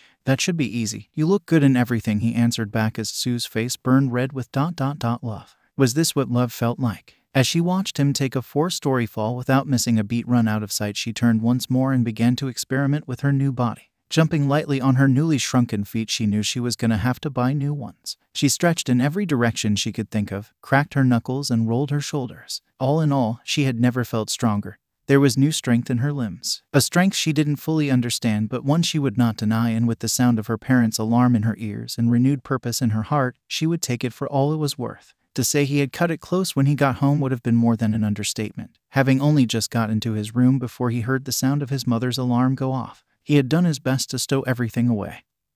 Hiding his new earpiece in his desk and placing his clothes back in his closet, he's remembered the look his mother gave him when he entered the kitchen, looking like a fresh zombie and having to quickly manufacture a lie about not sleeping well. Which wasn't entirely false, as the bright light of the classroom stung at his tired eyes and forced him to shade them with his hand. As the pain lessened, his mind turned to all the questions his time in the Neon District had answered, but also all the new questions it posed. He'd only heard the last of the 3 messages he and Moya had found, but the one he'd heard was fresh in his mind. John had sounded frantic, breathing heavy as if he'd just run a marathon, and he mentioned a man named Kessler, the name alone sending a shiver down her spine. Whoever he was, he knew he had to be important. And then there was that sickness that those people were suffering from. How many were already infected? How far had it spread? As he looked around, he didn't see anyone that was pale or coughing, so a small part of him hoped that what Moya said had been true. And the thought of the sickness then turned his mind again to its possible creators as the image of that white-hooded Reaper came to mind. When he had first fought them all those weeks ago, he'd thought they were just a street gang, but he was wrong. They were armed, organized, and like that message said, preparing for something big. But for now he was just a regular high schooler, and his thoughts of the night would have to be picked up later. As he looked over to where 𝐸 was sitting, she looked so different now, not unrecognizable, but anyone could tell something had changed. But she seemed to be doing well with her change, and he was happy for that, but their conversation had given him a lot to think about. He'd always wanted a quirk, but he had never thought about how he might have gotten one that actively hurt him. And after all that happened for him to get his powers, he guessed the old saying was true. Grass is always greener on the other side. "Hey, Izuku," 𝐬𝐿 said, waving a hand in his face to get his attention. You notice she looks different, like really different, he asked, motioning his head towards Tsu, who seemed to be thinking about something. Izuku nodded his head. I'll tell you about it after school, he told him as memories of their night together came to him. He'd been surprised himself by how he acted. The old Midoriya would have never been able to kiss a girl without warning, too busy tripping over his own words. But that Midoriya was gone. After all he'd been through, he had learned a valuable lesson. Life was short. He liked her and she liked him back, and that was all he needed to know. I am here, coming through the door like a hero, the bombastic voice of All Might said as the classroom door burst open and all eyes turned wide with excitement as they saw him. Izuku stared in surprise as anxiety filled him, a feeling that up until a few weeks ago he never would have had when seeing the #1 hero. He remembered well the last time he had seen him, his large figure standing above him with his hand on his shoulder as he told him it wasn't his fault. He'd had no idea that All Might would be a teacher as he struggled to think of how to act. Hey Izuku, isn't that his Silver Age suit? Mind asked, sitting in his seat beside him. Yeah, it is, he answered back, not taking his eyes off him as he strode in, red cape fluttering behind him. Welcome boys and girls to the single most important class here at UA High. Heroing 101. Here you will learn that it means to be a hero and fight in the name of good, he announced, pumping up the whole class for what he was planning. And for your first class we're gonna jump right into the thick of it with battle training, he hollered as the class erupted with enthusiasm. But some of their enthusiasm was darker than others as Bakugo turned to look at Izuku, his face a sadistic grin. And one of the keys to being a hero is looking good, he said as pieces of the wall began to slide out, revealing containers numbered 1 to 30. What was inside those containers were their hero costumes, and as everyone else hurried to see how their costume designs had panned out, Izuku clutched tightly to his school bag and the contents within. Izuku stared at his new green jumpsuit, remembering the smile on his mother's face when she had gifted the homemade hero suit to him this morning. She had apparently seen some of his old designs in his notebooks, and though he was deeply thankful, it made him redouble his efforts to hide his things. Clutching it tightly in his hands, it was so different to the costume he'd used to stalk through the neon, but perhaps that was for the best. He didn't want to use the same costume and get spotted. It wouldn't take much for someone to put 2 and 2 together about his identity. That's your costume? Kirishima questioned, leaning on the lockers as he eyed the jumpsuit. Seems pretty plain for someone with a quirk like yours. Indeed, it is not flashy at all. The French kid he had learned was named Ayama said. It was a gift from my mom, Izuku answered, happy that he was blessed to have a mother like her. Dang, that's nice, Kirishima said with a fanged smile, nodding his head as he turned away. After that the boys filed out of the changing room, each eager to use their costumes. Izuku though was the last and with one final breath put it on. Though he had decided against wearing the headpiece and mask, thinking it looked a little too much like All Might as the sound of the zipper echoed loudly in the now empty room. Opening the door to the hallway and turning to his right, he saw what could have possibly been one of the strangest things he had ever seen. Or rather what he didn't see, as the door to the girls' changing room opened and out walked a pair of floating gloves and shoes. What the? He questioned to himself, his tired mind instinctively unleashing a radar pulse and getting way more than he had bargained for. I am so sorry, he nearly screamed, immediately turning away and raising a hand to shield his vision. But then the fact that his radar pulse was omnidirectional and he could see her even without looking where she was reared its head. The invisible girl quickly turned around, a mask of confusion on her face as she watched what looked to her as a random outburst. What are you talking about? Sorry for what? She asked, cocking her head to the side and looking thoroughly confused over why he was acting the way he was. I can see you, he admitted, trying to sound as apologetic as he could as he watched the look on her face change from confusion to one of pure shock and then to one of anger. You're lying, she accused, pointing a shaky finger at his chest, eyes wide and lips pursed. I promise I'm not, he pleaded, hands still raised and eyes facing away. My quirk lets me see the bioelectricity inside people. I can see you. Clear as day, he admitted, swallowing hard as he watched her heart rate climb higher and higher, her eyes shifting around and looking for something he couldn't guess. How many fingers am I holding up? She asked, ripping off both of her gloves and lifting her bare right hand. 5, he answered truthfully as the invisible girl pulled her hand back as if it had been touched by fire. She then quickly put both hands behind her back and asked again. And he told her the truth, 2, 7, 5, 10, 1, 8, giving her answers in rapid succession until her shoulders slumped and her mouth hung open. Oh my God, someone can see. You can see me, she nearly whimpered as she looked like she was about to hyperventilate. I'm so sorry, I didn't mean to. I'll sit out on this exercise, he offered as he began to walk back into the changing room. He was only stopped when he felt a hand grasp his own in a tight grip. Her breathing was quick and uneven, her body shifting in place nervously before she gave him a look that was all but begging him to stay. Wait, what color are my eyes? She gasped out, her lips quivering. Looking into her eyes and watching the electrical impulses flow to and from, he honestly couldn't see what color her eyes were. But as he saw the impulses in her tear ducts flare more and more, he didn't have the heart to tell her that. "Your eyes are blue," he answered as she let out a small gasp. "Blue. My eyes are blue," she repeated again and again like a mantra, rocking herself back and forward. Izuku didn't know what to do in a situation like this. Should he comfort her? Should he give her space? Should he? That decision was made for him as the girl leapt forward and embraced him in a hug so tight it rivaled his mother's. "Thank you, thank you, thank you," she cried as she wrapped her arms around his waist and pressed her body into him. Izuku froze up, the idea of a naked woman hugging him and crying making his brain stall.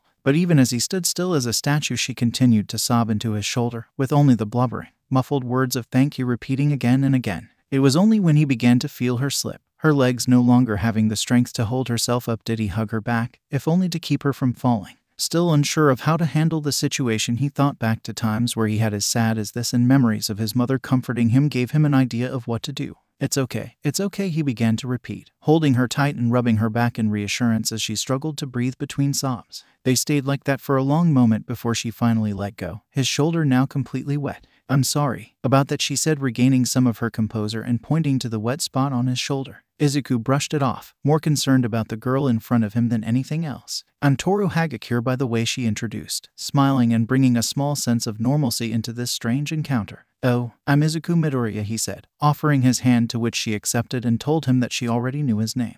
They then both stood there, looking at each other and both unsure of how to proceed after everything that had just happened. "Look what just happened," he tried to say before Toru shook her head. "It's okay. I won't tell the teachers if you won't," she quickly promised, nodding her head enthusiastically. "No, but I might need to use my radar pulse again," he tried to explain before she went to pick up her gloves, and Izuku had to look away again.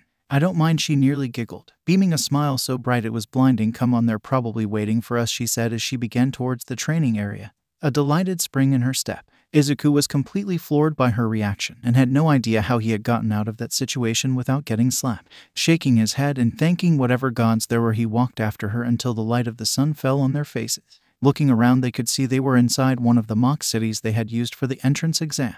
"Hey Midoriya, what took you so long? Love your costume, by the way," Uraraka praised as she walked up to him. "I should have been more specific about what I wanted though. This costume's skin tight," she said, smiling sheepishly and rubbing the back of her head. Izuku, though, had his fill of looking at people's bodies, looking away and noticing Mineta walking up to them. Izuku's mood was lightened when he saw that he had thankfully taken his advice on his costume, ditching that ugly diaper-looking thing and replacing it with a normal utility belt. He'd also taken his advice and had a cape in the shape of grape leaves. "God, I love this school," Mineta said as he flashed Izuku a knowing smile, to Izuku, who just shook his head. He could change the costume, but the man remained the same. "All right, you bunch of newbies, for today's lesson will be," All Might tried to say before he was interrupted by a storm of questions ranging from the consequences of losing to whether or not Aoyama's cape looked nice. "I wasn't finished talking," All Might said, restraining his voice as he pulled out a small notepad. "For this training exercise, the villains have obtained a nuclear bomb and hidden it in their hideout. It'll be a 6-man match with 3 villains and 3 heroes. The heroes win by either capturing the villains or securing the device. Likewise, the villains win by either taking down the heroes or protect the device," he said as the image of the ray sphere explosion filled his mind. "Teams have already been preselected and battles will be decided by lots," he said as he revealed a small yellow box. "So let's get started. Teams: Team H, Tokoyami, Tsuyu, Monoma vs Team J, Zero, Kirishima, Yosu. Team G, Kaminari, Gyro, Ajiro vs Team C, Mineta, Momo, Pony. Team A, Izuku, Ochako, Hagakure vs Team D, Ida, Bakugo, Ryuko. Team E, Mina, Aoyama, Kamakiri vs Team F, Kaibara, Kanoko, Ibara. Team B, Shoji, Todoroki, Shihai vs Team I, Setsuna, Kendo, Juzo. When Izuku saw the teams, he had forced himself to not groan in pain. They were going first, and not only was he going to have to face Bakugo, but he was also going to have to be with the invincible girl who he now knew was named Hagakure. It wasn't that he disliked her, it was just that after their first encounter he didn't really believe she'd want to be around him. "Everyone else can head to the monitoring room to watch," All Might said as they began to leave, with Mineta and Tsu giving knowing looks as they passed. Looking to his left, he was greeted by the familiar glare of Bakugo, drilling into him. "Yep. It's gonna be one of those days," he thought to himself as he looked back at him, unflinching, which only stoked his anger further. "Come on, Izuku. Let's win this," Hagakure said, pumping her gloved fist with enthusiasm. Izuku still couldn't get on a read on her, her openness and enthusiasm appearing to contradict what had happened, but it seemed he was not going to get any kind of answer until after the fight. After that, All Might instructed Bakugo's team to enter the building and gave them a 5-minute timer to get ready before the heroes went in. Wow, this place is huge. Do they really expect us to remember it all? 𝐻𝐸𝐻 said. And All Might's just as cool in person as he is on TV. And he isn't even threatening us with punishment, so this should be. She was about to finish before she noticed the intense stare he was giving the building. Izuku was focused as different plans filtered through his mind. He knew that Ada had a speed quirk, Bakugo's explosions, and that 𝗍𝗏 girl. His mind tried to dig back to when they had their assessment test. He had seen her cover the ball in a purple glow and sending it flying nearly a kilometer away. It seemed to be some sort of telekinesis quirk like his mother's, but he couldn't be certain. And then there was how he was going to deal with Bakugo. How was he going to deal with him? From what he could tell from the building layout they had been given, the inside consisted of narrow metal corridors, the perfect place for someone with a quirk like him. You're thinking about Bakugo, aren't you? 𝐻𝐸𝐻 guessed, which brought Izuku back into the real world. He's gonna come for me, he said as he walked forward and turned to look at both 𝐻𝐸𝐻 and 𝐻𝐸𝐻. He's dangerous, so I'm gonna lure him out, he proposed as the words of Tsu filled his mind. If he could do that to a building-sized robot, then he didn't want to think about what he could do to either of them. Once you and 𝐻𝐸𝐻 are going to find the bomb and secure it, he said as the two girls looked at each other. I'll go first. My quirk will let me sneak in with 𝗍𝗏 following behind me in case I find someone, 𝐻𝐸𝐻 volunteered as she pulled off her gloves and kicked off her shoes. All right, let's do this. But first, both of you face the wall and cover your eyes, he instructed, but received a confused look from 𝐻𝐸𝐻. I'm going to lure him out. Trust me, Izuku said, and with only mild prodding from 𝐻𝐸𝐻 they both walked and pressed themselves against the wall. With less than a minute left before the match began, he started coalescing energy. After he had absorbed those blast shards, he had never felt more powerful, and now it was time to show it. He'd just have to hit this at the right angle. Meanwhile, inside the building, so this is the bomb. Fake, of course, Ada said as he tapped the cartoonish papier mâché prop with the back of his hand. Still, even to play the role of villain doesn't sit well with me. The roles we play upon the stage are rarely our choice, came the monotone voice of 𝗍𝗏. The silver-haired woman wore a similarly colored kimono with a puffy color and mask that hid her mouth, though it did little to hide her dour eyes. Indeed, we must stay on our toes. With Midoriya on their team, this will be. Ada tried to say before Bakugo cut. Both of you, shut the hell up, growled Bakugo as wisps of steam flowed off his body. His breathing could be heard even from where they were standing. He's nothing, I must ask, but why do you seem to hate him so much? Ada politely asked, but was not replied to verbally as the temperature in the room began to increase. You two extras should stay in your lane and focus on the bomb. Deku is mine, he berated in a cold tone as the buzzer signaling the beginning of the training match sounded. But none of them were prepared for what came next as the windows on the room were violently shattered by an unseen force. Like rain, the shards of glass fell onto the tile. Everyone instinctively looked outside in a familiar voice. As the buzzer rang, Izuku wasted no time. Unleashing a radar pulse and seeing they were on the 5th floor and doing his best to ignore the naked forms of the girls with him. He then sent out a shockwave up the side of the building and shattered the windows on every floor. Filling his lungs, he drew upon all the pain that man had caused him and minded and yelled, "Hey, you blonde coward, come out here and face me." He roared and did not have to wait long. 5th floor, go. He ordered as Bakugo came rushing out of the building on jets of heat, flying straight at Izuku with the force of a rocket. Izuku barely had time to dodge, rolling to the right and letting the force of his landing carrying him further as he slammed into the street, kicking up a cloud of dust and concrete. 𝐻𝐸𝐻 and 𝐻𝐸𝐻 thankfully had followed the plan and were heading towards the bomb.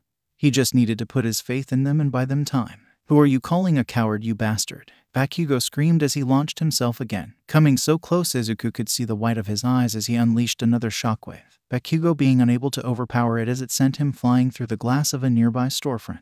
Young Midoriya, what are you doing? All Might asked through their earpiece. Goading a villain out of his hideout is a perfectly sound strategy, sir, he answered back as he watched where Bakugo had been flung into. He had no illusions that that would be enough to stop him, and he was proven right as the slow rhythmic sound of breaking glass and heat grew closer and closer. You think you so smart, how he hissed as he walked into view. Don't think I didn't see you eyeing me during the assessment test. Your little frog bitch probably told you all about it, so take a good look, he said as he lifted his right as small detonations in the shape of atoms went off in his hand. You got your quirk from that explosion. Well, I got something too, he continued with a sadistic grin. I'm sure you know a lot about my powers that let me produce nitroglycerin sweat. But now I can fuse their atoms together and use that energy for my explosions. So come on then, you annoying bastard, show me what you got. 𝐻𝐸𝐻 and 𝐻𝐸𝐻 made their way through the winding corridors of the building. Like the plan had said, 𝐻𝐸𝐻 had taken the lead, with 𝐻𝐸𝐻 following behind and using the visible earpiece in Toru's ear to know where she was. Do you know why Izuku said the bomb would be on the 5th floor? 𝐻𝐸𝐻 asked as they snuck around another corner. He said that he can sense electricity, including the bioelectricity in people, 𝐻𝐸𝐻 said, and though she couldn't see, it sounded like she was smiling. Wow, that's handy, 𝐻𝐸𝐻 said as she thought over the growing list of powers Midoriya seemed to have access to. Their thoughts were interrupted as explosion after explosion rattled the building, lines of dust and chips of ceiling falling around them. "I hope Midori is all right," 𝐴𝐻𝐻𝐿 said. She hadn't really understood him when he said 𴑵𝑘𝑢𝑔ō was dangerous, but now she was getting the idea. "The quicker we capture the bomb, the quicker this ends. Come on," 𝐻𝐻𝐿 urged as they began moving again. She was right. She just needed to do her best and hope 𝐬𝐸 can handle him. Moving silently, they finally reached the 5th floor, and it was just as quiet as the last 4, the tension rising with every step. Peering behind a corner, she turned and whispered to 𝐴𝐻𝐻𝐿. "I found the bomb," she whispered lightly as 𝐴𝐻𝐻𝐿 looked down the hall and saw the light of day, and with it the bomb. It was sitting in the middle of a large room, but from where they were standing couldn't see it or 𝐷𝐼𝐻𝐿. "I'll go first," Toru said, to which 𝐴𝐻𝐻𝐿 nodded her head in agreement. "After all, if it ain't broke, don't fix it." Moving as silently as she could along the wall to the door, she peeked her head inside and saw Ida having what she thought was an entirely one-sided argument with someone on the other end of his earpiece. But she still couldn't find 𝐷𝐼𝐻𝐿. But as she took her first step inside, her foot felt something wet, and she was immediately with everything from planks of wood to metal cans. Toru shrieked in response as she fell backwards and heard the exaggerated evil laughter of Ida from behind the door. "Is that you, 𝐻𝐻𝐿? We knew you would try to sneak inside, so we devised a little roadblock for you involving these large oil drums," he said as Toru saw that the floor in the room was completely covered in water. "You might be able to hide from our eyes, but you cannot hide your effects upon the world," 𝐷𝐼𝐻𝐿 said from some unknown location inside the room. "You are doomed heroes. The bomb is ours, and we shall reign victorious." Ida continued to laugh as Toru quickly moved back. "Well, that didn't work." "Any ideas?" Toru asked, angered and gently rubbing the spots she had been at. 𝐴𝐻𝐻𝐿 bit her lips as she thought. They had the room secure in any way, all but required them touching the floor. "Unless, I think I might have something," she said with a focused determination. Reaching up to her earpiece, she began to speak. 𝐵𝑃𝑔 bellowed as he lunged out of the store, destroying in a shower of brick and mortar with hands glowing with vicious intent. 𝐬𝐸 tried to use his shockwave again, but 𝐵𝑃𝑔 used his other hand to change his trajectory, arcing clean over the oncoming surge of energy and blasting 𝐬𝐸 right in the back. 𝐬𝐸 breathed through his teeth as his back was scorched, his muscles tensing as the explosion sent him skidding across the ground. 𝐬𝐸 clenched his jaw as he used his momentum to get back up to his feet, turning and shooting a bolt of electricity back at 𝐵𝑃𝑔. 𝐵𝑃𝑔 was fast, but he wasn't fast enough to dodge lightning as the electricity surged through his body and his muscles convulsed. "Damn it, nuclear fusion. Why the hell did he have to get such a strong power?" He screamed internally as he smelt something burning and looked at his smoking back and realized to his horror that his costume had a massive hole in it, the material burned away by 𝐵𝑃𝑔's blast. "What's the matter, Deku? Too scared to move, or are you too busy crying over your shitty costume mommy bought for you?" 𝐵𝑃𝑔 mocked as he shook of the effects of the shock and set off more small explosions in his hands. "This is what true power looks like, so use whatever plans you have in that little head of yours, because you'll never beat me." 𝐬𝐸 stared daggers into 𝐵𝑃𝑔, the memories and promise he'd made bringing forth an anger that burned his insides. He had tried so hard to be kind to that bastard, taking years of abuse, taken the threats and the insults, but that was it. This wasn't just for him. This was for his friend who stood by him as they suffered him together. This was for the greatest mother in the world that had to watch in silence as her son came home with smoking hair and singed clothes day after day because no one had ever held him to anything because of his stupid fucking quirk. Not his teachers, not his parents, but he was going to make him pay for all of it. "You piece of shit," he screamed as he charged the blonde. 𝐵𝑃𝑔 stunned for only a moment as his mocking grin turned sour, and he matched his charge with a feral zeal. As the charged, and even in his enraged state, 𝐬𝐸's mind could recognize the pattern he'd seen all his life. 𝐵𝑃𝑔 always started his fights with his right arm, and 𝐬𝐸 took full advantage as he grasped it in both hands and threw him over his shoulder and slammed him into the ground hard enough to shatter the asphalt beneath them. 𝐬𝐸 did not let him get up, climbing onto him and slamming his weight onto his chest, punching him 3 times straight to the face before he could properly defend himself. 𝐬𝐸 kept going, trying to pound through his defenses even as the air around him grew hotter and hotter until 𝐵𝑃𝑔 pressed his glowing hand to his face, the heat searing his flesh as he tried to pry it off. But what happened next took him by complete surprise. As his electricity-covered hand grasped the grenade-shaped gauntlet, it exploded violently, the resulting shockwave shattering windows and launching 𝐬𝐸 clear off of 𝐵𝑃𝑔 and straight into a guardrail, the metal deforming as his body slammed into it. The wind was knocked out of his lungs as he struggled to bring air back into his lungs. What had that been, he wondered, but the answer came to him quickly. 𝐵𝑃𝑔's sweat was like nitroglycerin and his electricity must have set it off. But that had been bigger than his normal blasts. Had he been storing sweat in his gauntlets? His train of thought was slowed though, as the pain in his face was excruciating. Bringing a shaky hand to his face and fingers delicately prodding the burn, he looked through the dust cloud and saw 𝐵𝑃𝑔 beginning to pull himself up. But as the dust cleared, he saw that 𝐵𝑃𝑔 had suffered more than he had. His right arm had snapped, hanging like a broken branch wafting in the wind with only bruised, discolored skin keeping the pieces together. He wondered if the fight would be stopped because of his injury, but as he stared into his red eyes he realized that unless All Might told him to, he wasn't going to stop because of a broken arm. As Izuku pulled himself up as well, he saw that Bakugo, despite his bloodlust, was running hot now, his body glowing like metal in a furnace, the air becoming so hot it was getting hard to breathe. He wondered if that was his weakness, that like him and Tsui had a limit, that he could only get so hot before he shut down. He prayed that his hypothesis was correct because he was running low on energy. "You're so pathetic," Izuku spoke through gritted teeth as he worked through the pain. 10 years of abuse. 10 years of suffering and silence, unable to do anything but take it from someone who talked so much about how he was so much better than everyone else. "Well, no more. No more and never again, because this worthless Deku just broke your fucking arm," he growled, letting the pain in his face fuel the venom in his words. If he had thought Bakugo was mad before, now he was furious, eyes practically glowing as he unleashed another massive explosion,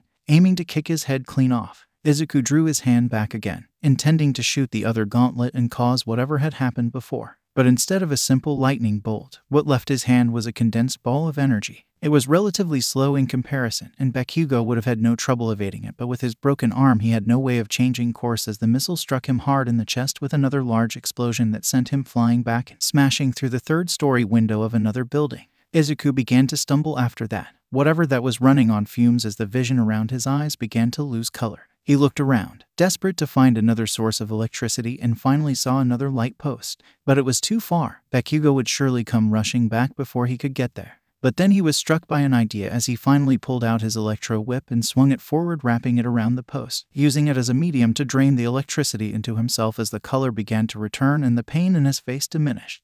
But he did not have time to relax as Bakugo rushed out of the hole he made, soaring through the air on his one good arm and landing on the roof of a building, breathing heavy as he sneered at him. "Izuku, we need your help," came the voice of Ochako in his ear. "I'm a little busy," he stressed as he waited for Bakugo to do something. It wasn't like him to wait. "We're outside the bomb room and we need a distraction," she asked. "Such as?" "Lead Bakugo to the base of the building. Make him blow up one of the corners," she instructed as Izuku's eyes went wide. "Are you crazy?" he yelled. "Trust me, Midoriya," she pleaded. As Bakugo rushed out of the hole he made, soaring through the air on his one good arm and landing on the roof of a building, breathing heavy as he sneered at him. "That was a lucky shot, you hear me? But let me show you what I can do," he roared, a manic smile crossing his lips as Izuku's eyes went wide. What he did next, however, stunned him as his broken arm began to glow brighter and brighter until, with one strangled scream that sounded like the mix of a wounded animal and a demon, he snapped the broken bones back into place with a loud crack. Flexing his fingers, he looked down at him, the hand glowing white-hot as he relished in his power. Ochako was right. He didn't really have a better plan and needed to trust his teammates. As he looked at Bakugo, and despite his bloodlust he could see he was getting tired. His body glowing so bright he could see his skeleton. "Since I got your attention again, let me tell you that these gauntlets ain't just for show, they also collect my sweat. So tell me, you stupid bastard, what do you think will happen when I fuse their atoms all at once?" He threatened with glee as he landed on the roof of a building, steam pouring out his mouth with every breath. "Bakugo, stop. You'll kill him," All Might yelled as Izuku took off running towards the test building. He could do it, he just needed to move. "Ochako, do it now. He'll live if he dodges," Bakugo cackled as he pulled the pin on his gauntlet, and a flash of light as bright as the sun rocked the entire street. At Izuku's signal, Ochako put her plan into motion.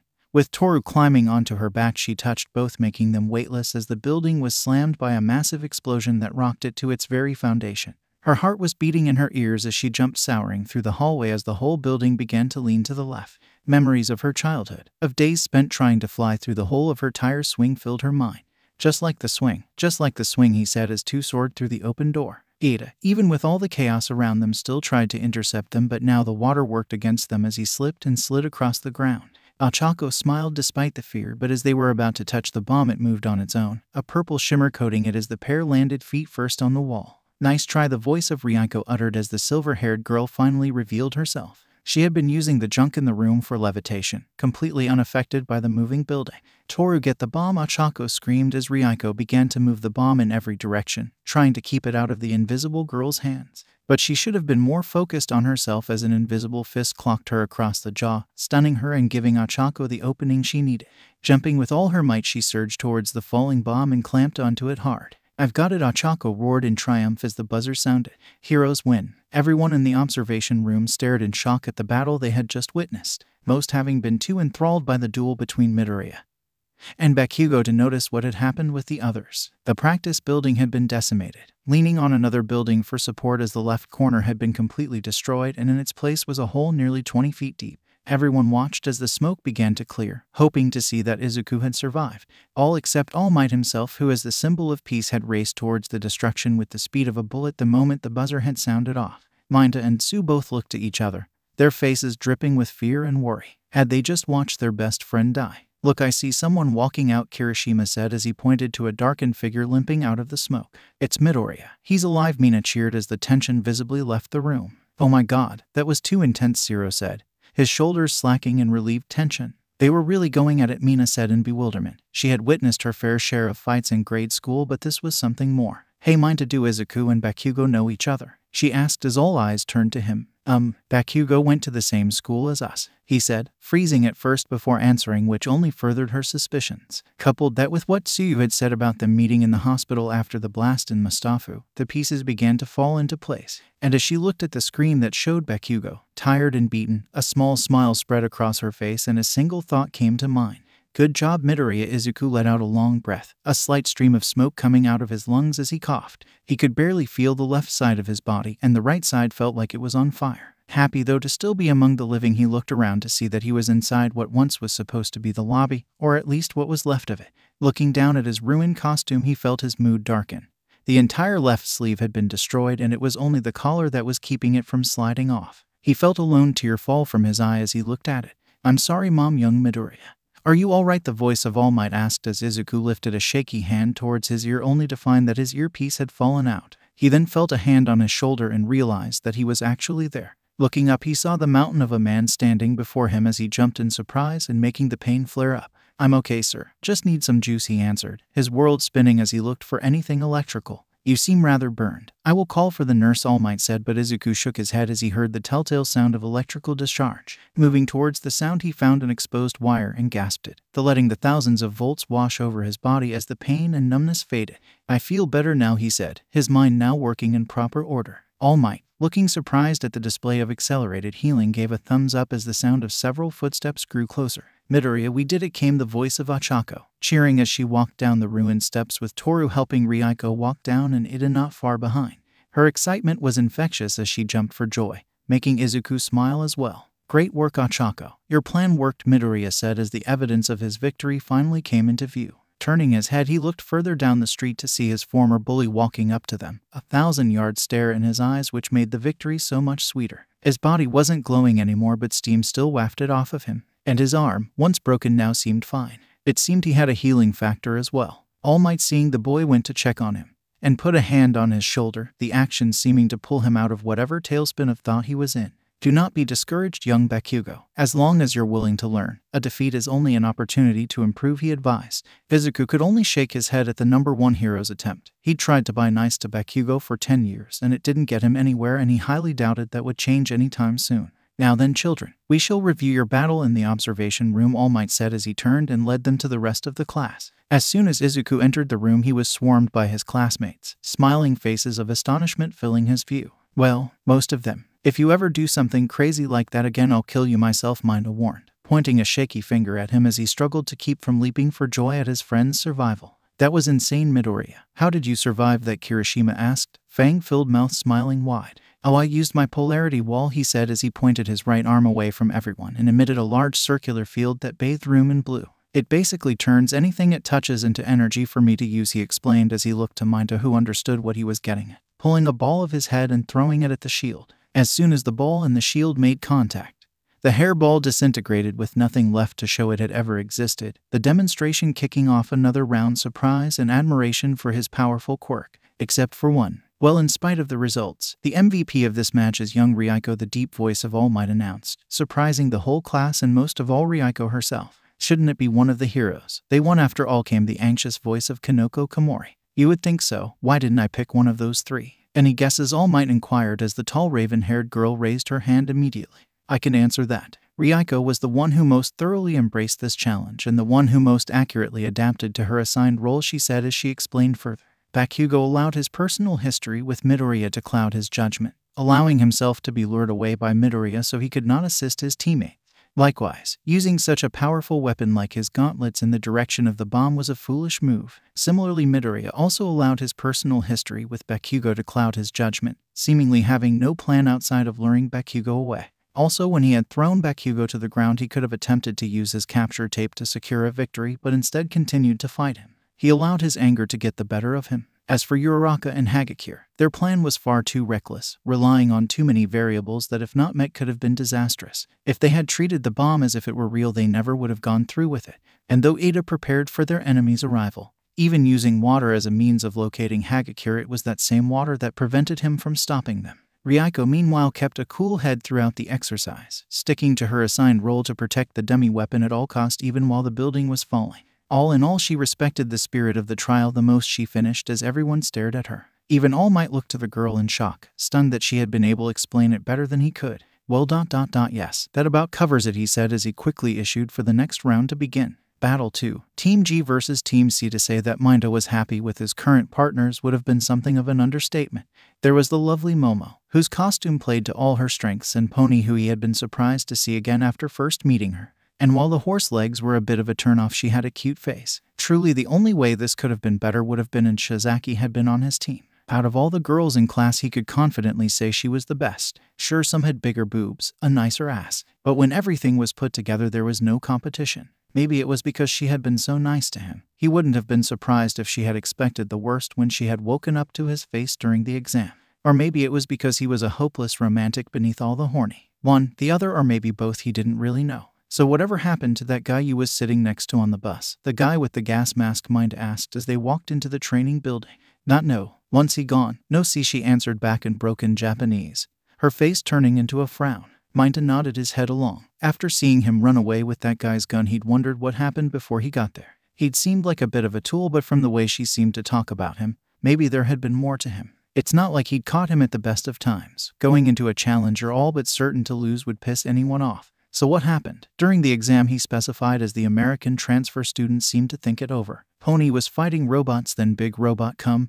Many eyes. Many rockets shoot Pony and make her hit head. Big robot come closer and Pony scared it crush her. Then purple smoke come and Pony see big man fall. See Mustard take gun from big man and shoot robot. Got hard to breathe. Vision go blurry and dark, but remember Mustard give helmet, she explained.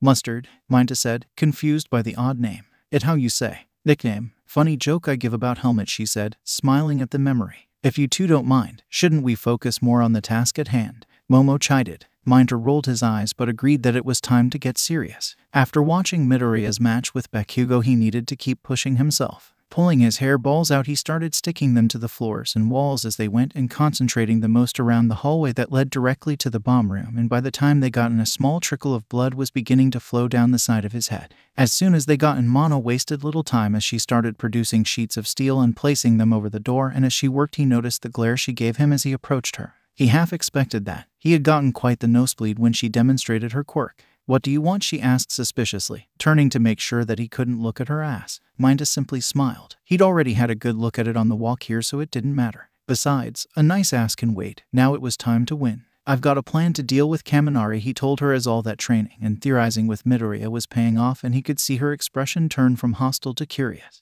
What kind of plan? This was such bullshit, Kaminari seethed internally as they waited outside the building. When he had received his acceptance letter, he'd been beyond happy. He'd been ready to be a pro. But then he met Midoriya. At first he'd been excited to meet someone with another electric quirk, and he was amazed at him fighting off those villains. But then he had met him and he'd thought he was full of it. High hundred millions to low billions, he'd said. Kaminari had been stunned.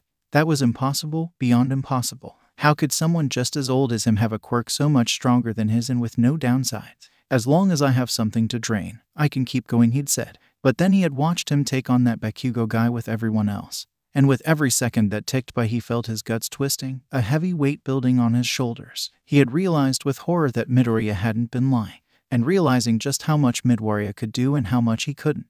And he had been so causal when he explained it, as if creating a shield that can disintegrate stuff and apparently calling down lightning from the sky was like taking an evening stroll to him. How the hell am I supposed to compete with that? He thought to himself as he looked at his hands in dejection.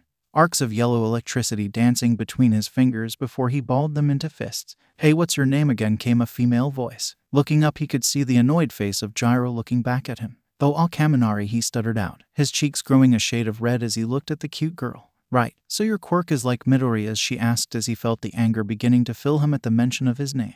Of course he would be compared to him. He'd done it himself and he was kicking himself for it. Kinda, he said, the one-word answer drawing an irritated look from her. Well, can you kinda deal with the balls in the hallway, she asked as she pointed inside. Walking over to look inside, he could see that it was covered in Minda's small purple hair balls. Use a shockwave or zap them and see if you can get rid of them, she instructed as Kaminari furrowed his brow. I can't, he answered back as he watched the light in her eyes die at the admission. Oh, so what can you do, she deadpanned, sounding thoroughly unimpressed by him.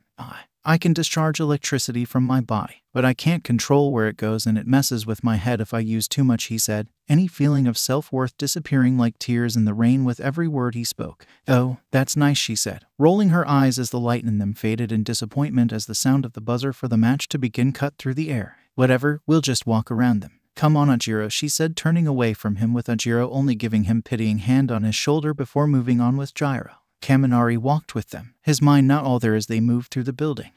Can't you use those earphone things to find out where they are, Ojiro asked, to which Gyro gained a smug smile. Used to. Recently my hearing has gotten a lot better, she answered.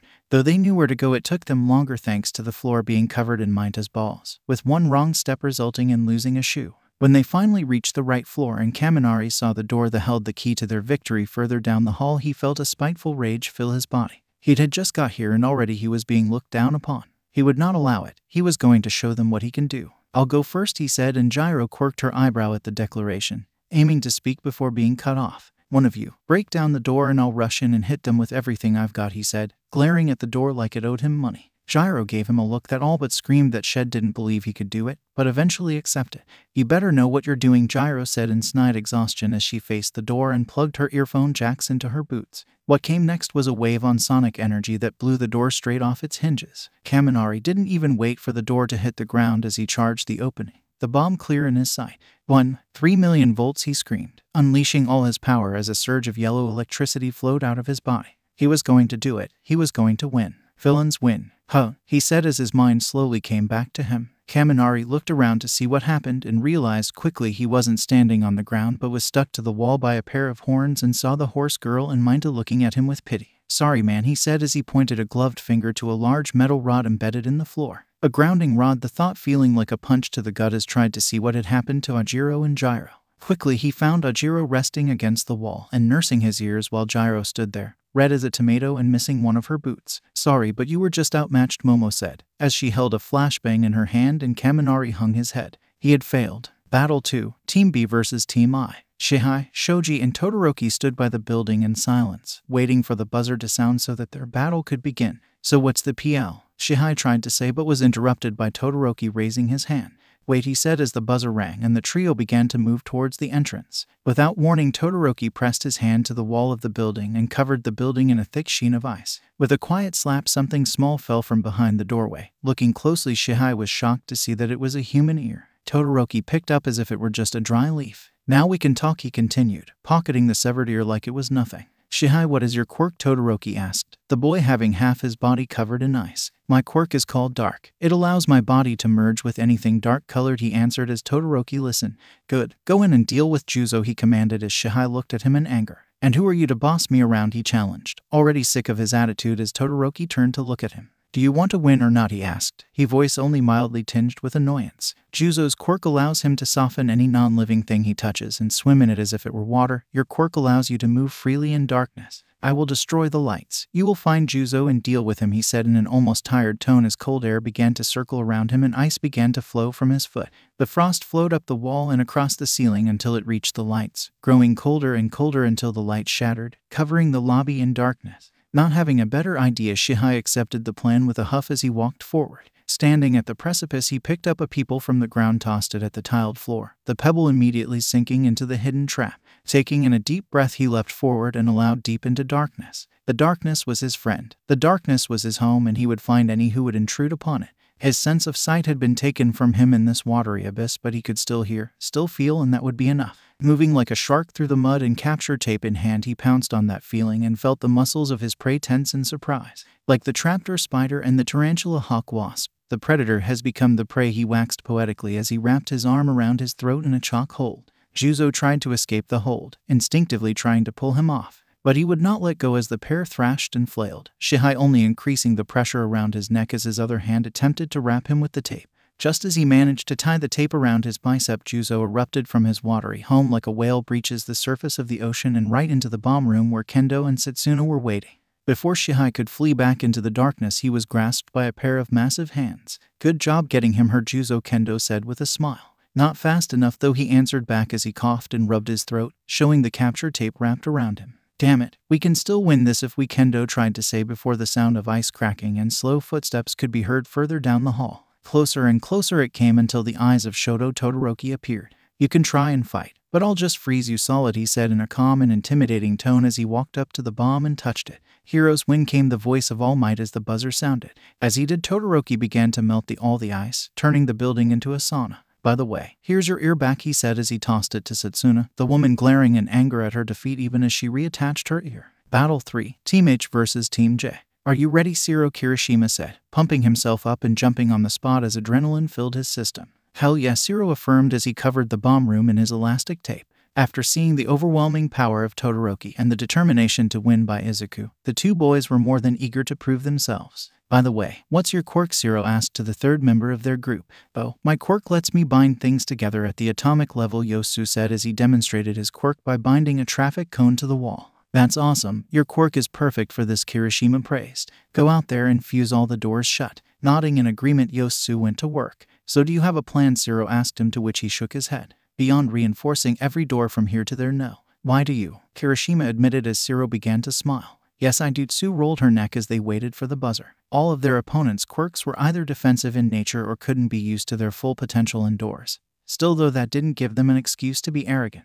They needed to stay on their toes if they wanted to succeed. "Don't worry, you two. With me at the helm, victory will be ours," came the eccentric voice Monoma, a wild look his eyes and a smile just as deranged. "Who made you the leader?" 𝐬𝐸 asked, eyeing the loud blonde and wondering if she would end up finding him or Bakugo more insufferable by the end.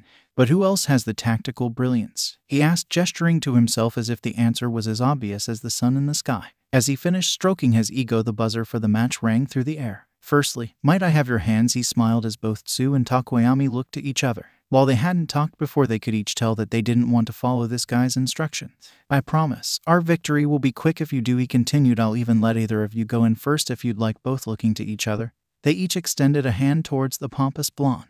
Monoma wasted no time shaking Tokoyami's hand with that same smile. But when he shook her hand, his smile faltered and turned to one of confusion and disappointment. After that, the trio moved to the building's entrance but found it locked tight. "I'm a man of my word. Which one of you would like to go first?" he asked as Tokoyami volunteered. He eyes before two massive spectral arms erupted from his cloak, the talon limbs smashing through the door and crumpling it like paper. Sparing little time to assess his power, they moved in with quiet steps, listening for any unfamiliar noise in the silence.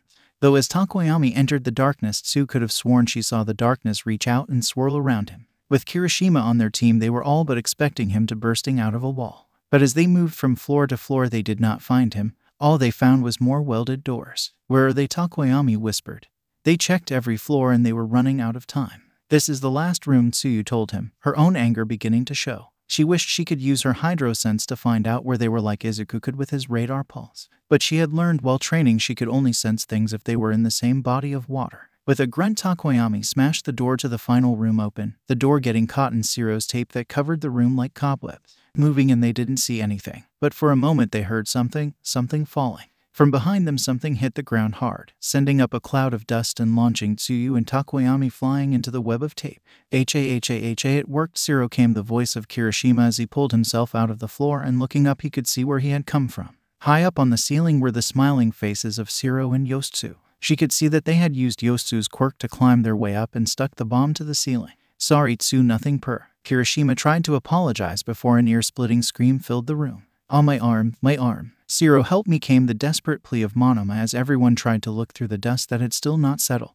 "Oh my god, Monoma, are you okay?" 𝐬𝐸 answered back, both he and Kirishima racing to help him. But they were both caught off guard as two black spectral hands erupted from the cloud and grasped them, one in each. If it were possible to be any more surprised, 𝐬𝐸 wouldn't have believed it as Monoma walked out of the cloud completely fine, and even more, with a dark spectral figure coming out of his stomach that looked like Tokoyami's. My, rushing to help an injured hero. "You guys make terrible villains," Monoma gloated through a wide smile. 𝗀𝗏. Get the bomb, Monoma ordered, and though neither liked him, they didn't want to lose either. 𝗀𴏐 was the first to get out, using his dark shadow to tear away at the tape that held him in place. 𝗀 took longer as she covered herself in water and began to struggle, using the water to wear away at the tape's adhesive. 𝗀𴏐 sent his dark shadow after 𝗀, who had nowhere to run and couldn't risk jumping without risking getting injured, which only resulted in his swift capture. Once she was out, she wasted no time and tried to leap up to the bomb, but when she tried, she barely jumped 5 feet. The realization that with most of her frog quirk gone, so too was her jumping ability. 𝗀𴏐 had no such problems as Dark Shadow's other hand grasped the bomb and secured their victory. Heroes win. The voice of All Might said, "Monoma, how could you? This is super unmanly." "I did it because I knew you'd fall for it," he answered as he released the pair, both of them staring daggers into the blonde, who smiled like he couldn't care less. "So your quirk allows you to copy other people's quirks," 𝗀𴏐 said as Monoma's dark shadow dissipated. Correct. Battle 5. Team E versus Team F. Mina bounced on the balls of her feet, eagerly waiting with a determined look in her eyes as she watched the villain team enter the building. She had taken being last in the quick assessment test to heart, and she was going to make certain that they won here. They would have 5 minutes before they could go in, but they needed a plan. Unfortunately, she had never been good at making plans beyond going to a place and seeing what happened, always going on intuition and flying by the seat of her pants. But that wasn't going to work here. She hadn't seen what the people on the other team could do besides seeing 𝐼𝐼 use her vine hair to throw the ball in the assessment test. She looked to her teammates, hoping to reassure of their chances, and immediately cringed when she noticed 𝐻𝐻 was spending his time twirling around his cape and striking poses in his new costume. That left 𝐀𝐦, the tall boy that looked like a human praying mantis hybrid with large pincers sticking out of each side of his mouth and a punk mohawk. She watched as the boy observed the building and hoped he had some kind of plan as she walked up to him. "Hey mantis man, you got a plan?" she said, beaming a smile that fell flat as the man gave her a hard glare. "Piss off," he muttered as he went back to looking at the building and left Mina to glare back at him. "Great, as if one 𝗵𝘃𝗀 wasn't bad enough," she sighed, slumping her shoulders and damning her luck. Rolling her eyes at her situation, she could only do one thing: keep it simple. If anything gets in her way, melt it. And as the buzzer rang, she barely had time to recognize the green-shaded blur that rushed by her, running after the green blur and dragging Mr. Twinkles with her as they moved through the building. Strangely though, as they moved the winding corridors, she couldn't hear any sound of 𝐀𝐦. She figured he would have found them by now. It was then she started to see mushrooms. Not many, 1 or 2 here or there, but soon the walls began to be covered in it and it was getting hard to breathe. Beginning to cough and looking to see that 𝐻𝐻 was looking good either, they both finally began to hear something. Giggling, Sword Guy thought he was tough, but he couldn't get past me, a high-pitched voice cheered, as if she was delighted to just say the words. "We need to get away from these mushrooms," she gagged as grabbed 𝐻𝐻 by the hand, leading him away as the giggling continued to grow. Even as they escaped to a lower floor, the pair still coughed and gagged. What was wrong? What was her quirk? Then she felt something on her, followed by another and another. Looking down at herself, she saw that mushrooms were growing on her body, sprouting full-grown on her skin. Mina panicked, trying to brush them off, which only seemed to spread them and make them grow faster. Desperate to get them off, she covered herself in her acid, the mushrooms sizzling and dissolving. Turning to look at 𝐻𝐻, she could see that he too was getting covered in mushrooms and quickly tried to get them off, even as he tried to stop her. "No, you will ruin my magnificent cape. It is made of silk," 𝐻𝐻 cried, as Mina had to resist the urge to smack him upside the head. She paid his pleas no time as she covered him in her lower acidic goo, the metal of his armor being spared, but his red glasses and cape burned away in a shower of slime. "There, you big baby. Now we need to," she tried to say before they heard footsteps coming from further up the stairs. "Heroes, you're running out of time. Heroes, come out and play," the voice said, singing the words like a nursery rhyme. "What is this? A horror movie?" Mina gasped as she grabbed 𝐻𝐻 and kept running. What were they going to do? They couldn't run forever. She then saw a window in another room. Dragging the boy with her, she slammed the door behind them. Finally letting go of 𝐻𝐻, she ran to the window and looked outside. The bomb was on the floor above them, but it was on another side of the building and it left her with only one option. "We're gonna climb outside," she said as she looked back to the terrified blonde. "What? That is crazy. We will fall," he cried as Mina lifted her hand and acid began to drip from her fingertips. "I'll create handholds and carry us up," she as she walked up to him, not in any mood to argue, as 𝐻𝐻 backed away and tripped on his purple cape. 𝐻𝐻 whimpered as he clung onto Mina's back, the pink-skinned girl lobbing a blob of acid at the window. "Let's go," she said as she adjusted to the weight, walking up to the opening and hopping out. Using her acid, she began to shimmy her way along the building's wall. "When we get inside, blind them," she said as she looked for the right window. Going and going, she finally reached the corner of one window and looked inside to see 𝐼𝐼 and 𝐾𝐻 watching the door and not looking out the window. "All right, let's do this," she said as reeled her hand back and punched straight through the glass, throwing herself inside as if passenger weighed nothing. but in her haste she hadn't noticed that 𝐼𝐼rA covered the floor with her vines. 𝐼𝐼rA only needed to realize where they were before the vines lashed out like vipers, wrapping them both up in a cocoon. "I'm sorry, Mina," 𝐼𝐼rA said. She and 𝐀𝐦 looked at the bound heroes. "Now all we have to do is wait out the clock." This was bad. This was really bad. She couldn't use her quirk to get out without injury 𝐲𝐻, and if she didn't get out soon they would lose. They needed to get out, and they needed to get out now. 𝐲𝐻 burned the vines, she told him, doing her best to wiggle to one side of the cocoon and out of the laser's path. "But you will be burned too," 𝐲𝐻 said in hesitation, but Mina would not have it. "Do it," she repeated, tensing her jaw. She refused to accept defeat, and if she needed to get burned, so be it. As 𝐲𝐻 audibly gulped, Mina began to feel the heat build up. But strangle, she didn't feel it near her midsection where she thought it would. Instead, to her shock, it came from near her face as 𝐲𝐻 pressed his palms to the vines and began to glow. Mina did not have the time to question, though, as she began to feel the heat wash over her. She bit her lip so hard it began to bleed as the vines began to smoke. She watched through a gap in the vines as the confident smiles on her opponents grew worried as more vines tried to reinforce the burning ones. "More heat," she groaned as the heat increased, and Mina pushed against the vines with all her might. Pushing and pushing, they finally overpowered the vines, the two spilling out and into the rotating arms 𝐀𝐦rA. Instinctively, Mina pulled up her arms to defend herself, the attack hitting hard and sending to the left. The pain in her arms and face was awful, and she thought she smelt burning hair, but the realization of a drill arm bearing down on her gave her motivation to move. Dodging out of the way of the attack, she dosed the floor with her acid, melting the vines and forcing her attacker to slow down. Looking to see 𝐲𝐻, she could see that surprisingly he was holding his own, dodging and letting out blasts of light from his belly button that burned and vines that came close. Why wasn't he using his hands, she wondered, as she was nearly caught again as 𝐀𝐦rA leaped over the acid pool and tried to kick her, the limbs sailing over her as she leaned back so far her back was parallel to the floor. Using her momentum, she kicked up and tried to catch him in the chin. But at the last moment he pulled his head away, the sole of her shoes just grazing him. Landing back on her feet, she tried to punch him and found her attack redirected out of the way, and his arm slamming into her neck in a close lean, sending her sprawling to the ground. Landing hard, she turned only see 𝐀𝐦rA's fist. Desperate and out of options, she reached out and gripped the rotating forearm with all his strength. And to her surprise and his pain, she stopped the strike, the sudden change in torque dislocating his elbow and made him howl in pain. And before anyone could properly react to the sudden cry of pain, the wall on the other side of the room burst open. Emerging out of the smoke like a monster from a horror movie was a titan of mushrooms that screamed like a demon from hell. Everyone was too shocked by what they were saying before it blitzed past them and grabbed the bomb. Heroes win. As the final group left their training building and 𝐀𝐦rA and Kamakiri were hauled away to the nurse's office, All Might had everyone gather at the exit of the mock city, where he congratulated all of them on their first day of training, exclaiming that for their first day they all did exceptionally well, and that society would be in good hands with such promising heroes. Everyone was happy for the words of encouragement, much preferring his positive reinforcement over Mr. Aizawa's threats. He didn't stay long, however, saying something about making sure the Kamakiri and 𝐀𝐦rA were okay, and for Izuku and Bakugo to go to the nurse's office as well to make sure they were healing properly before speeding down the hall like a bullet. Everyone was amazed by the speed of the #1 hero, saying how they wished they could move that fast, all except Izuku, who knew the truth of All Might's limitations, his battle with that mysterious villain reducing his time as All Might for only an hour a day. As the class began walking down the long corridor, he was held back by Tsu, who gave him a look that told him she wouldn't take no for an answer.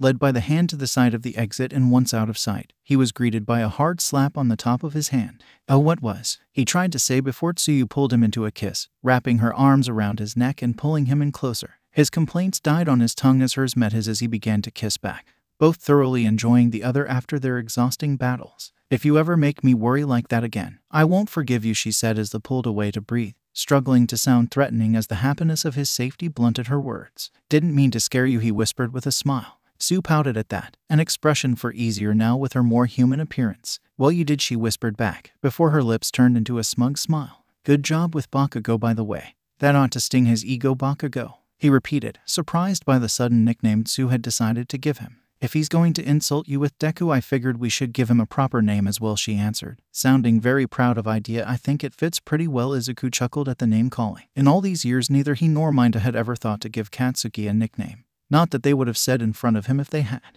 And sure, he had once affectionately called him Kakin, but those days felt like a lifetime ago. Her shoulders slackening, however, as she eyed his ruined costume. "Shame he messed up your costume. You looked nice in it," she said, blushing slightly. Izuku's face turned red at the compliment, Tsuyu giving a light chuckle at his reaction. They had already gone so much farther than mere compliments, but it seemed there was something more embarrassing about saying it than showing it. "It'll be fine," he said, shrugging his shoulders. "But I have to say, your costume looks nicer." "Thanks, but it's a little tight in the chest now. Seems being part frog slims you down," she smiled as she stepped back to give them both a proper view. Her costume was even greener than his, with a streak of black and yellow running down the sides. The one difference was that hers was a wetsuit that hugged her curves in all the right places. "Definitely," he said, his eyes wandering around her figure before he snapped himself out of it. "Speaking of appearances, how did your family take the new you?" he asked, hopeful that her parents would take the change well and be understanding. But understanding of what he thought to himself, he had not told her or 𝗀𝐻 about Moya and what she had told him about these new powers. How would her parents understand if she didn't fully understand either? And whether he liked it or not, she was part of this, she had been affected by it, and she deserved to know. Suyu's smile dimmed as he asked the question, and he mentally kicked himself for his short-sightedness. "Can we talk about that later?" she said, casting her eyes down and away from him as Izuku nodded his head, wordlessly accepting as he took her hand and squeezed it gently. It seemed they both had things to say. Boys' changing room. As Izuku entered the room, he was greeted to the sight of Shoji, the large-bodied heteromorph, holding back Kirishima as Zero glared at the blonde Monoma, looking rather pissed off but not enough to be restrained. "What the hell was that?" Kirishima raged, fruitlessly trying to get at the smug blonde. "Yeah, we thought you actually got hurt," Zero added as Monoma looked positively bored with the situation. "If I must educate you, so be it," he sighed, the redhead pulling all the harder against the hold to get at Monoma. "We entered that battle under the pretense of heroes and villains for a device that if real could have decimated an entire city. Yet somehow you, under the label of villain, thought it was a good idea to try and help a hero," he explained, looking down his nose at him. "It was a training exercise," he argued angrily. "And if it hadn't been, if it had been real, would you have been so quick to drop your defenses at the first sign of real pain? We are training for the real world, and as such we must approach our training with all the respect the real world demands. Yet you continue believing that your enemy will adhere to the same arbitrary rules of honor as you. Perhaps you should leave your manliness at the door before you get someone hurt, and we end up with another Mustafa," he finished, not waiting for a reply as he finished changing and walked out the door. Only when the door shut did Shoji release Kirishima, the redhead glaring daggers at the door before huffing back to his locker. Izuku shook his head at the display. While Monoma had been broadly correct in the need for caution and to take their training seriously, he could have worded it infinitely better. But speaking of blondes with piss-poor communication skills, he looked over to see Bakugo changing as well. The hothead that always had something to say had been eerily quiet after their match, not saying so much as a word. His red fiery eyes had dimmed with every match, especially the match with Ice Guy. And for all the pain he had caused and for all the joy he got in finally beating him, there was a small part of him that worried over what this change represented. And then there was what Momo had said, her words ringing in his ears and make him sigh in resentful acceptance. She had been right. He had let his emotions get the better of him in their fight. As soon as he touched Bakugo, he could have sent a surge of electricity and take him out. But instead he had tried to beat him down, trying to make him feel the kind of pain he had. And in return he got a face full of fusion, he thought to himself as he raised a hand to the part of his face that he had burned. It had healed by now, but that wasn't the point. He had gotten reckless and their victory was pure luck. He'd have to be smarter. Looking away from one silent blonde, he was greeted to the sight of another, Kaminari, whose face spoke of something familiar. He could see that he wasn't even there. Physically he was, but mentally he was far away, his body on autopilot as he finished changing. "Hey Kaminari, sorry about your match, but," he tried to say, walking up to his fellow electrokinetic. His words seemed to pull him out of whatever world he was in before he looked to him with what he could best describe as a hateful sadness. Midoriya was surprised by the expression he saw but could kind of understand. He had been taken out pretty quickly and that had to sting. "If you want, we could train too," he tried to suggest before Kaminari looked as though he was about to break down before closing his locker and storming out of the changing room. "What the hell was that about?" 𝗀𝐻 asked, and Izuku could only cast his eyes down. He had a feeling of where all that emotion had come from, and something told him it would only get worse from here. "Girls' changing room, oh my god, that was so bad," Gyro sighed, running a hand through her purple hair as she cringed at her loss, with Pony patted her on the shoulder to try and cheer her up. Sue could feel sympathy for her. Her hero team had been the only one that failed to retrieve the bomb. Worse yet by the fact her missing boot was still in the training building, stuck to one of 𝗀𝐻's hairballs. "I knew I shouldn't have let him do that," she growled, a look of complete exasperation at her teammate's uselessness. "It not too bad. Not like Kendo and Setsuna," with Todoroki Pony encouraged, simultaneously throwing Kendo's team under the bus. "Hey, we tried. He was just too powerful," Kendo defended. "He froze the entire building in seconds. How were we supposed to defeat someone like that? And we had a plan. J.U.Z.O was supposed to take him down before he could get to us, but he was with us during the test for recommendation students and he'd seen what we could do. Setsuna added, subconsciously reaching for the ear that he had frozen and tensing her fist in anger at her loss. Besides, it not too bad. Without rod his attack worked, Pony complimented. And it was true. Without the grounding rod they all would have been taking out all at once. But Kaminari had the unfortunate luck of going up against a person who had been training with Izuku for weeks and a girl that could make just about anything. Indeed, it seems that short pervert has a brain, Momo said begrudgingly and to her brow furrow at the insult. While she did not like his tendencies, he did not deserve to be insulted like that. He's not too bad, Ibara defended, surprising Tsuyu with her willingness to defend him. While he is lecherous, within him lays the heart of a hero, she continued, telling them about how he had saved her during the entrance exam. Yeah, he helped me too, the mushroom girl named Kanoko said. I was about to get overwhelmed by the robots and he trapped them all. All the other girls were more than surprised by their testimony. What about you, Asui? Momo asked. You and Midoriya seem to have known him the longest. He and Midoriya has been friends since they were kids. When the blast happened, Midoriya had gotten injured. Mineta carried him on his back to safety, she told them, relaying the story Midoriya had told him the first day they met. The entire room went silent when they heard that. The mental image of the vigilante that snapped Bakugo's arm being saved by Mineta stunning them. There's more to him than meets the eye, she finished and was about to leave the room before Mina stopped her. Speaking of that, you look different, and not new haircut different, and with that every eye was on her and she had to suppress the feeling of anger from showing on her face. She had hoped that no one would notice her change. They had only been around each other for only an hour before the left, enough time that no one should have seen it. But she should have known. She had been the first to meet her in the entrance exam and she seemed the type to just blurt out what was on her mind. If there was going to be a classmate who would notice her change and call it out in front of everyone, it would be her. Faces plastered with curiosity watched her as she stood silent, her mind reeling from having to come up with an excuse. She'd had a similar conversation before with her family and that had ended horribly. I was someone that the blast gave another quirk to, she admitted, and it was the truth, and she had told them she had met Izuku in the hospital after the blast, which she thought would make the next part more believable. My frog quirk is a transformation quirk and it hurts to shift between them. Now that I have a water quirk, I don't want to use my frog quirk unless I really have to, she explained, letting the pain her first quirk had caused her to coat her lie like sunscreen against the rays of her fellow classmates' eyes. It seemed to be working. One by one the girls' looks of curiosity warped into those of sympathy. It made sense. Even Mina had known her for less than a few hours collectively, and with the wide variance quirks and how they worked, they would have no way to know that she was lying. Though, I'm sorry for bringing it up, Mina quickly apologized as a look of embarrassment washed over her face for her bluntness, and for a moment Sue felt a pang of guilt in the pit of her stomach for lying.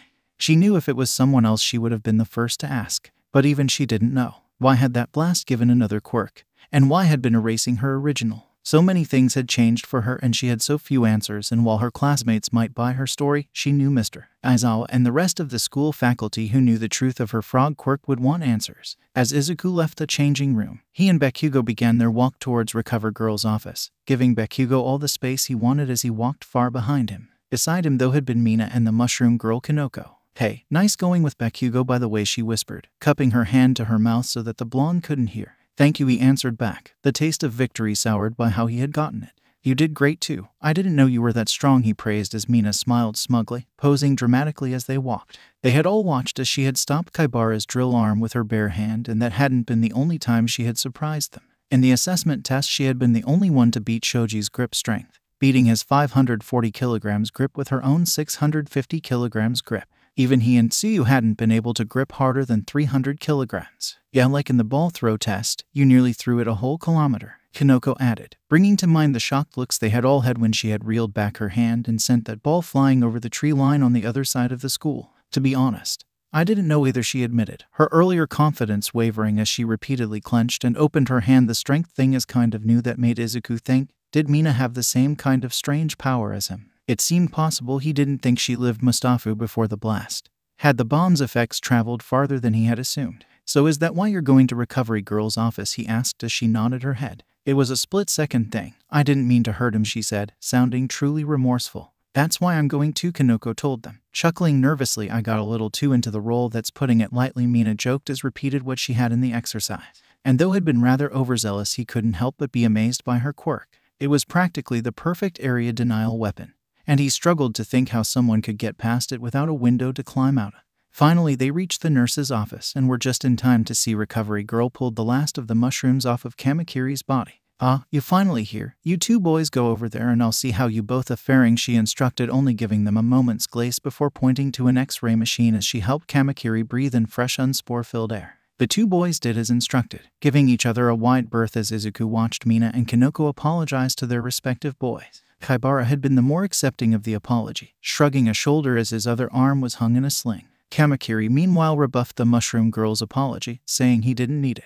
As he looked at his scowling face from behind his transparent breathing mask, he couldn't help but draw a parallel to the blonde beside him. It seemed he was returning to his old self, his brow beginning to slant into his usual angry self. After their apologies, the girls left, and not long after Kaibara and Kamakiri left as well after being cleared. Now alone with Recovery Girl, she went about making sure they were both okay, examining his upper body for any burns and making Bakugo take an X-ray for his arm. "You boys' quirks or something else," she mused, shaking her head in bewilderment as she looked at an X-ray of Bakugo's arm that didn't even look like it had ever broken. "You both are as healthy as horses and your arm seems to have set itself properly," she said to Bakugo as she shooed them both off. In the end, the visit had taken less than 15 minutes. As the two left, Bakugo was quick to leave, so quick he didn't seem to notice the pair of empty shoes sitting against the opposing wall. Izuku waited for Bakugo to turn the corner before he began to speak. "Hey Hagakure," he said quietly as the shoes began to shift nervously. "Are you okay?" She remained silent, and the realization that he was standing in front of an invisible naked girl became more and more glaring in his mind as the silence dragged on. "Sorry how I acted back there," she apologized, "and I wanted to say thank you again." Without the tears, "It's okay," he said almost instantly. What was he supposed to say after having her cry into his shoulder? "It's just, no one's ever seen me before. Like the real me," she admitted, sounding both sad and happy at the same time, chuckling anxiously as she continued. "And when you told me you could see me, I thought you were playing some cruel prank on me." As she spoke, Izuku couldn't help but draw a parallel between her and Tsu, both girls having quirks that affected them in ways he never had imagined. "And then when I realized you weren't lying, it was all just," she struggled to say, sounding as though she was holding back tears. "It was a lot to take in, I bet it was," he said, as walked up to her and gave her another hug, and while she might have been naked, much more than that she was hurting. "Come on, class has probably already started. Where did you put the rest of your uniform?" he asked as they released each other. "Around the corner," she answered, and as they walked and turned the corner, Toru pushed aside a trash can and retrieved her folded-up uniform. Walking back around, Izuku gave her the privacy to change. It was more symbolic than practical given her quirk, but it seemed right.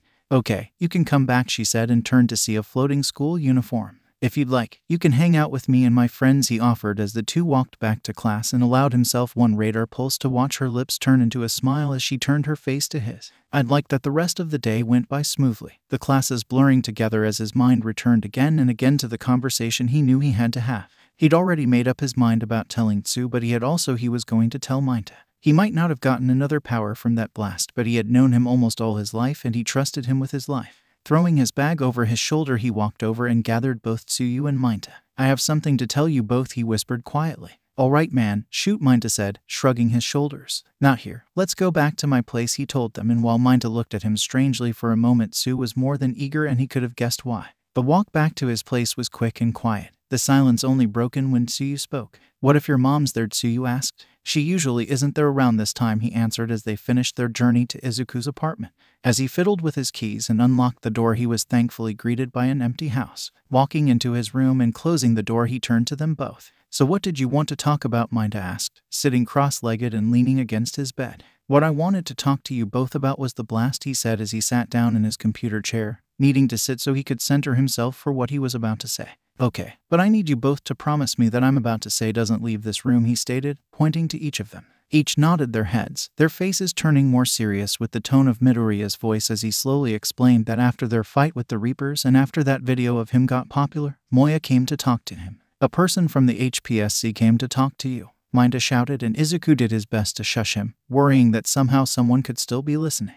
"What did she want to talk to you about?" Tsu asked, fully enthralled by the conversation as he continued his story, telling them about how she had come under the pretense of his vigilante work and then had asked to speak in private, where she told him about the first sons and the race sphere. And it drains neuroelectric energy," he finished as both Tsuyu and 𝗏 looked at him with slack jaws and wide eyes before 𝗏 jumped up from his spot with a wide smile. "I knew it. All the stuff I've been saying. Every word is true. The government was lying about the blast and are cahoots with a secret organization. The race sphere. Damn, it all makes sense now," he sighed, happy to be vindicated. "But why?" Tsuyu asked. "Why bother creating a bomb that gives people quirks? Isn't it obvious?" 𝗏 said, turning to her. That ray sphere dishes out ultra quirks to anyone who controls it. Ultra quirks, Izuku repeated. Come on man, I thought you were supposed to be the quirk expert, he chastised, putting his hands on his hips. Super strength, healing factor, durability, and everything else. Bakugo having his arm snapped and then have it heal in a minute like it was nothing. Look at all that stuff and tell me that's all from a normal quirk, but why didn't you get one?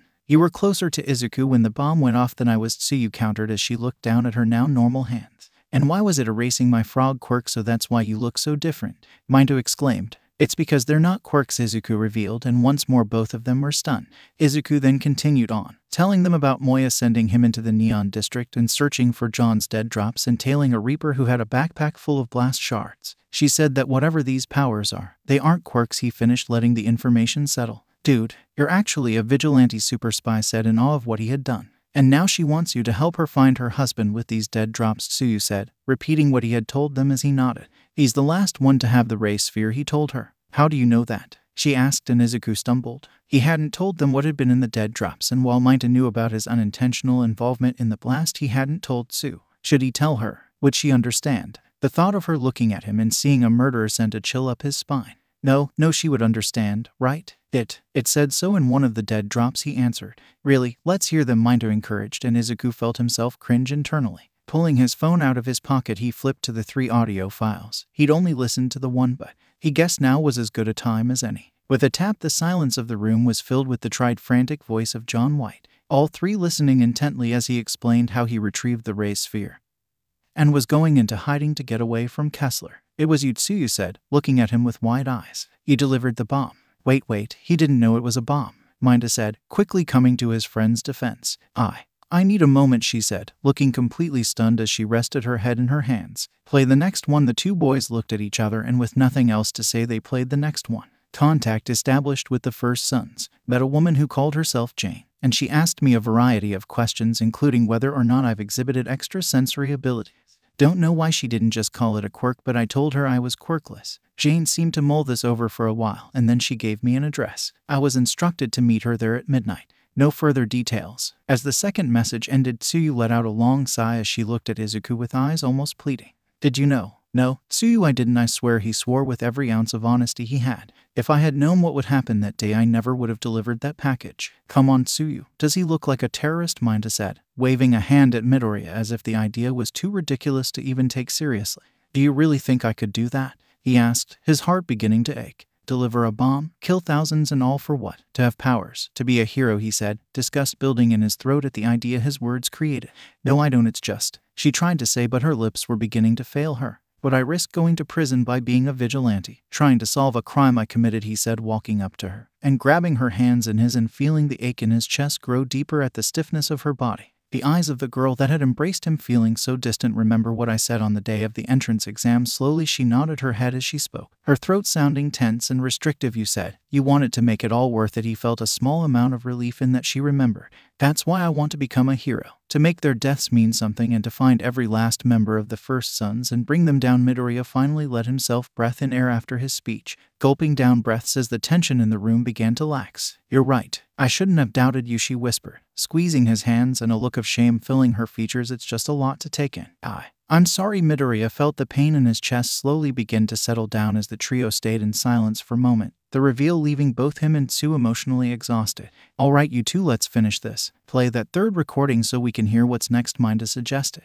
Pulling apart, Midoriya sat back on his chair and thumbed through his phone and played the last dead drop. 10-day communication delay due to being incapacitated. Met Jane outside an abandoned warehouse. She put a black bag over my head and led me in. Counted 2,000 steps in one right-hand turn. She sat me in a chair, strapped down my arms and legs, and left me there. Abandoned warehouse. He must have been in the Warrens, Tsuyu said as her voice grew distant at the mention of that place. The Warren is huge though, 𝗫𝗀 added, shaking his head. You could spend months combing that place, and without knowing which warehouse they met, that was a problem. As of now, the only lead to John was whatever place he had been taken to in Jane, which was more than likely an alias for her real name.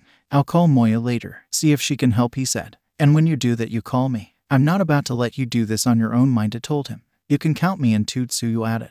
These villains need to be stopped, and if the pros can't do it, then we have to know. This way too dangerous, he interjected, trying to stop this train of thought before it left the station. Which is why I'm coming, he said with a smile even as his face looked nervous. Someone needs to watch your back while you're out playing super spy. 𝗏𝗟 rubbed his temples with his fingers. This was the last thing he wanted, but the genie was thoroughly out of the bottle now and neither of them were going to take no for answer. God damn it, fine. But the moment any fighting starts we run, okay. And we don't use our powers unless absolutely necessary, he surrendered. Great, I'll go home and start looking through the warrant on the internet. See if I can find a place that looks more suspicious than usual, he announced and was about to leave when 𝐶𝐬 spoke up suddenly. If we're going to do this, we should probably get some new clothes, 𝐶𝐬 advised, to which 𝗀𝗏 looked at her in confusion. We can't exactly go around in our hero costumes and we need something to hide our identities, she clarified, and both boys thought it was a good idea. It seemed they were going shopping after all. Aizawa sat with his fellow teachers as they went over the recordings of the students' mock battles. He had to admit he was impressed with most of their performances. So many ready and able to use their quirks to the best of their abilities and being able to adapt on the fly. Usually most needed to get that trained into them. A lifetime of never being allowed to truly experiment with their quirks, leaving their ideas for application hamstrung. But among that shining review was a black spot that he had known since the beginning he would have to remove. I say we expel Katsuki Bakugo, he told them all, paying little mind to his colleagues' looks. Come now, Aizawa, don't you think you're being a little rash? All Might said, now in his skinny disheveled form. No, I warned him already. If he injures someone too severely he's out, he said simply. Come on Shota, you're overreacting, Present Mike added, giving his friend a look that made his annoyance increase. I mean, both those kids walked off that fight without a scratch indeed. Their healing abilities are quite interesting, said the baritone voice of ectoplasm. He'll live if he dodges, Aizawa retorted, not allowing for a shift in topic as he used the boy's words against him. And what happens when he faces off against someone who can't just walk it off? He has potential and a strong quirk. But all that means nothing if he can't control himself, Snipe added, and surprising Aizawa slightly. If he can't do that, he's just a time bomb waiting to go off. Still though, it seems too much for a first offense, Cementos defended. Perhaps a suspension or simply stopping him from going to the USJ. Don't you think we should get her opinion on this? Present Mike said, his eyes turned to the astronaut suit of 13. She would be the one having to help teach him. I think it would be a little harsh. I mean, we should at least see how he acts in an environment where it's necessary to save and not hurt, she told them. An excellent point, Nezu complimented. If you are worried about how he will handle others, the USJ would be a perfect place to see if you are correct and if I am proven right, Aizawa asked, already knowing the answer. Then you can expel him, Nezu answered. Also, I would like to keep him around as well, Recovery Girl chimed in, brow furrowed and hand on her chin in deep thought. These kids' abilities are unlike anything I've ever seen. What do you mean by that? asked Nezu, and if Aizawa was feeling paranoid, he could almost hear anxiousness in the mouse's voice. I have been healing people for longer than most of you have been alive, and in that time I have never seen quirks like the ones granted by that blast, she told them, sounding grave. That boy should have had a shattered radius, and ulna, and the other had the beginning signs of third-degree burns over most of his body. My quirk could have healed them but would have left them exhausted, she continued, taking in a breath and looking at All Might. But they healed themselves in a fraction of the time. Soft tissue healed in seconds and broken bones in minutes, and without even a hint of exhaustion that level of healing should have had on them. What are you trying to say? Midnight asked, speaking up for the first time since the meeting began. These are not simply the abilities of a single extra quirk. Then what do they have? Present Mike asked, his usual smile falling to the wayside. I have not the faintest idea, and that is why I want them close at hand. Everyone knows the police have run out of ideas and suspects that could have been involved in that explosion, but maybe we can at least figure out what exactly they were trying to accomplish, she finished finally, taking a breath after her long explanation. Aizawa had to admit she was right, at least in the fact that the Mustafa terrorist attack had gone completely cold. No witnesses, no suspects, and all the evidence was currently attending his class, and if they were ever going to catch the bastards, they needed to rethink their approach and work with what they had. Kakoba Beach, it was such a different sight now. Children played and splashed in the crystal blue water and laughed with the innocence of youth whilst parents bathed in the sun on soft sand. So picturesque it could have been vacation card. Nice to see our work being appreciated, Mind amused as the warmth of the sun washed over them. There was not even a hint of the disgusting dump that had once plagued this place, and shame we can't tell them it was us. The reward is seeing them enjoying themselves, Midoriya said with a smile as a group of kids ran past them to an ice cream truck. Could you not be a paragon for 5 minutes and let me be selfish, please? Mind groaned. But even as Midoriya's his lips pulled into a smile, it slowly died as he looked back at the happy children. He couldn't help but feel a sense of wrongness about all of this, a wrongness that stabbed at his mind as it struggled between what he was seeing and what he had seen. Here and no, unless you were told, you never would guess that less than a 2 hours walk from where he was standing were alleys of dying druggies and homeless people, their quirks seemingly run amok by the effects of the blast. It all seemed too normal, as if nothing was wrong. Excuse me," came a timid voice from behind as they all turned around to see a short brunette-haired girl with green eyes looked at them nervously, clutching a clipboard in her hands. "I couldn't help but notice, but are you three from you?" as she asked them, and all looked to realize they were still wearing their school uniforms. "Yes, we are," 𝗵𝐿 answered, and he watched as the girl's eyes lit up like twin firecrackers, her initial shy attitude evaporating. "Oh, that's great. And, wait, you're the vigilante," she beamed as those within earshot looked in their direction at the mention of the word vigilante. They were to try and hush her, not wanting the attention as she bashfully covered her mouth with her clipboard. "I'm sorry," she said with a smile. "I was just hoping you would be interested in donating blood." They all looked confused before she pointed to a pitched tent on the boardwalk, with a big red cross on it. "I'm sure you all know about that awful villain attack. Well, all those injured people needed a lot of blood and we quickly ran through our reserves. So I'm out here to see if I can find anyone willing to help bring our levels back up," she told them. Izuku felt his earlier misgivings lighten. At least someone was doing something to respond to the effects of the blast. "We have time, right?" he both said, asked to both 𝗫𝗀 and 𝐸, who each agreed. It shouldn't take too long, and where they were going was practically around the corner. "Great, follow me," she said, leading them down the boardwalk with slight skip in her step. "She seems a little too enthusiastic, don't you think?" 𝐸 said quietly to Izuku. "Maybe, but who knows? We might be the first people today to accept," he told her, shrugging his shoulders as they finally reached the tent.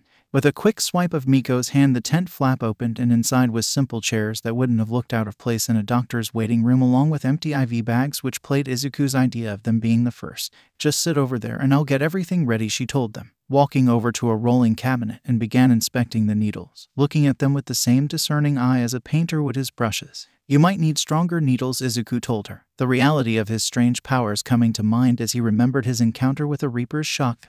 "Our skin is kind of tough." The young girl gave a sly smile as the three sat down. "I'm sure it must be, to have survived as you did. It must have been very painful." "I wouldn't do it again if I could," he told her as she giggled, and 𝗵𝐿 saw 𝐸 side-eyeing the girl. "Oh, we never got your name," he said, hoping to redirect the conversation. "Oh, I'm Miko 𝐀𝐦. What's yours?" she told him as the three introduced themselves as well. Izuku was about to ask something else before Miko began to talk again. "Still though, I thought you were very brave, Izuku," she continued on, saying his name almost as if she was tasting it and either not noticing or caring about the pair of eyes glaring into her as she inspected his arm, fingers tracing his forearm as they looked for a proper vein. "Getting shot at, explosions, and getting hit by those nasty tendrils," she listed off, tapping his forearm with every example she listed off. "You certainly know how to take a hit. What does this have to do with anything?" 𝐸 interjected as a flash of annoyance spread across the girl's face before she returned to her wide smile. "Sorry, sometimes I get a little too excited," she admitted as she got to work, whipping down the area with rubbing alcohol before pressing a needle designed to help pierce quirk-enhanced skin into Izuku's arm with practiced ease. Izuku felt a light twinge of pain and a small amount of surprise as he watched how quickly his blood came out. The girl then went on to do the same to both 𝗫𝗀 and 𝐸, the two girls giving each other a look that only girls could fully decipher. It had taken far less time than he thought it would, as by the 5-minute mark each had filled their bags. "Thank you both again, and I promise this will be used to do great things," she told them as they left, and it didn't take long before 𝐸 came close and spoke to him. "I don't like the way she was looking at you," she whispered to him, wrapping her hand in his with fingers interlocked. "I think a blind man could have figured that out," 𝗫𝗀 said with a chuckle as 𝐸 glared at him. "Don't get me wrong, I'm all for a good cat fight, but ... give me a 10-second heads up so I can start recording." 𝐸 didn't give his words the validity of a response, only squeezing 𝗵𝐿's hand lightly as he gave 𝗫𝗀 a look that said, "Knock it off." 𝗫𝗀 was quick to do so, raising his hands in surrender as the trio began to walk to their original destination. "It is strange, though, being here again," 𝐸 said as they walked past the beach down the familiar street that had started their road to heroism. Even now, looking carefully, he could see the bullets holes high on the building's wall that the Reapers had created. He could still see stray pieces of concrete that had been kicked to the side from the explosions of grenades. It truly was strange, but this was the place he wanted to go as they came into view of a familiar dingy pawn shop. Pushing open the door, the bell dinging loudly as its owner looked up from a magazine. "Midoriya," Haruki gasped as he walked around the cashier desk and came up to them. "How have you been?" "I've been okay, sir," he said, rubbing the back of his head bashfully by his enthusiastic reaction.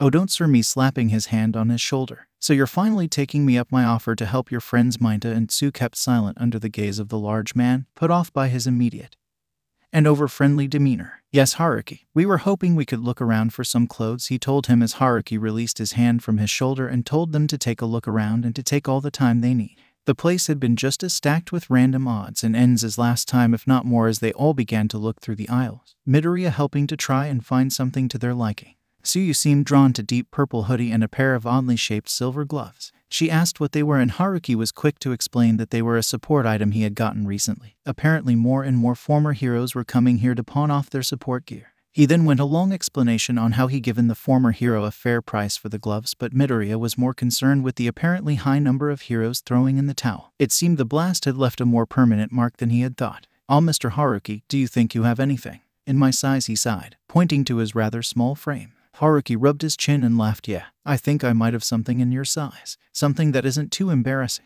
Come with me." As Izuku watched Mayuta and Haruki go into the back, he grinned at the idea of his friend coming back in a goofy outfit before he noticed that Tsuyu had stopping dead in her tracks, her hands shaking even as she clenched them into fists. "Tsuyu, are you all right?" he asked, worry deep in his voice as he looked at her face and saw that she was taking short and fast breaths. Eyes wide, as turned to look at where she was staring and saw a small shirt made for child, with a cartoon frog on the front. I'm sorry," she scrambled to say before she turned away, practically running out of the store. Izuku was quick to chase after her, following her around the side of the store where she leaned against wall. "What's the matter?" Midoriya tried to ask. Nervousness drenching high voice as Tsuyu's breathing grew more and more shallow until all at once she roared in anger and slammed her fist into a dumpster, the steel buckling and caving in around her fist with a deafening clang. Izuku watched in stunned silence as tears began to flow down her face as she took her other hand, wrenched herself free before walking to the other side of the alley as she pressed her back to the wall and slid down.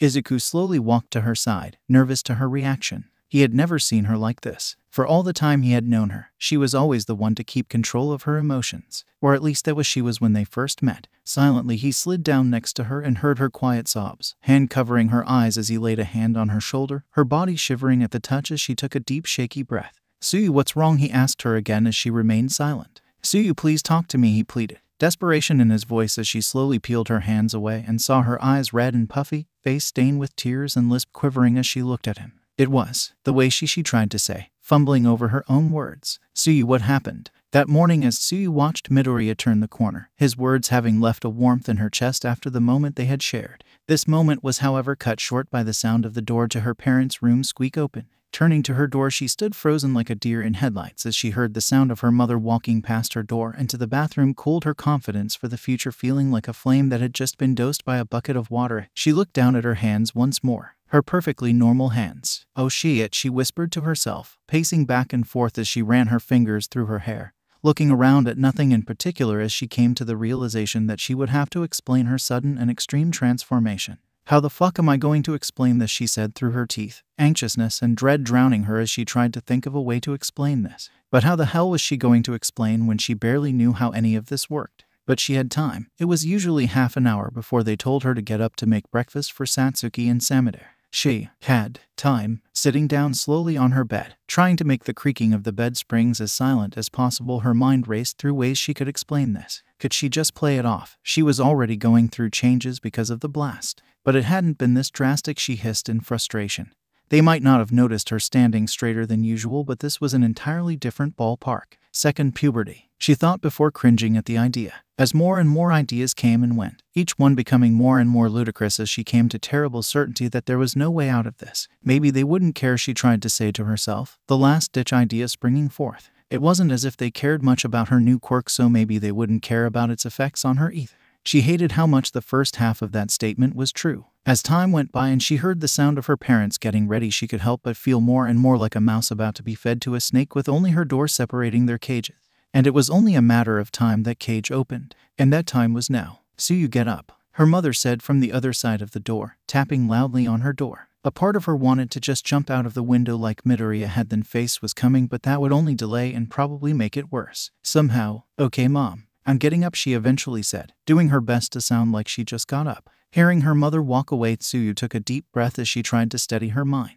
Let her mask of stoicism fall over her features. "The truth cannot hurt you. The truth cannot be used against you," she repeated to herself like a mantra before she got up and grasped the doorknob tightly. Turning the knob, here's the spring stretch as light began to spill into and through the growing crack. She walked out into the hallway. Feeling like a prisoner on their last walk to the chair, she turned into the living room where her father was watching the news and not even noticing she was there. That was before the sound of someone gasping pierced the relative quiet. Turning her head, she saw her mother, her eyes bulging even wider than they normally did, and her hand over her large mouth.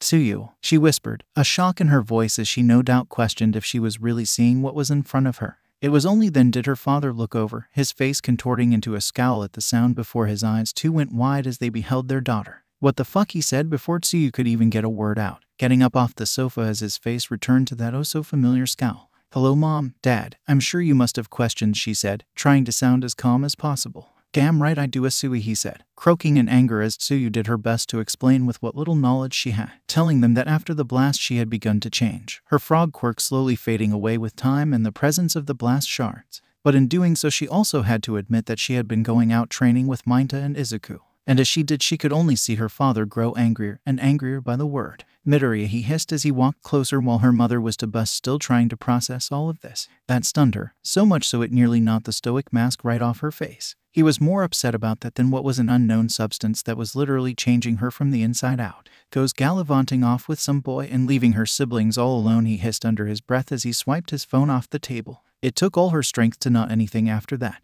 Who was he? Who was either of them to talk about her siblings? She was more their mother than either of them. Who was the one made their breakfast and packed their lunches for school? Her. Who was the one stayed up with them when they had nightmares? Her. Who was the one who took care of them when they were sick? Her. Who was the one who sacrificed even the chance of a social life because they couldn't be fucked to take care of their very children they created? Her. "Dear, maybe you're..." "Shut up," her mother tried to say before she folded like a lawn chair under the assault of her father's words. "He was in our home. He gave you those things," he roared. "What are you doing?" she asked, anxiousness and anger seeping into her words. "I'm calling the school. I am going to get that boy expelled," he fumed, getting angrier and angrier as he fumbled with the buttons. "No," she said, raising her voice. She couldn't let 𝐬𝐻𝐻 get in trouble because of her. "Please, Dad, he did nothing wrong." Her father's head whipped around in a flash, storming up to her and pointing a finger in her face. "Nothing wrong. Look at you. Look at what he's done," he roared as the cracks in her mask began to widen as her father insulted 𝐬𝐻𝐻. "And you try to defend him, not the least bit upset by him destroying your quirk," he said, roaring in her face as he returned to trying to call the school. Her blood was boiling now. "Destroy my quirk? He didn't destroy a thing," she growled inside her mind.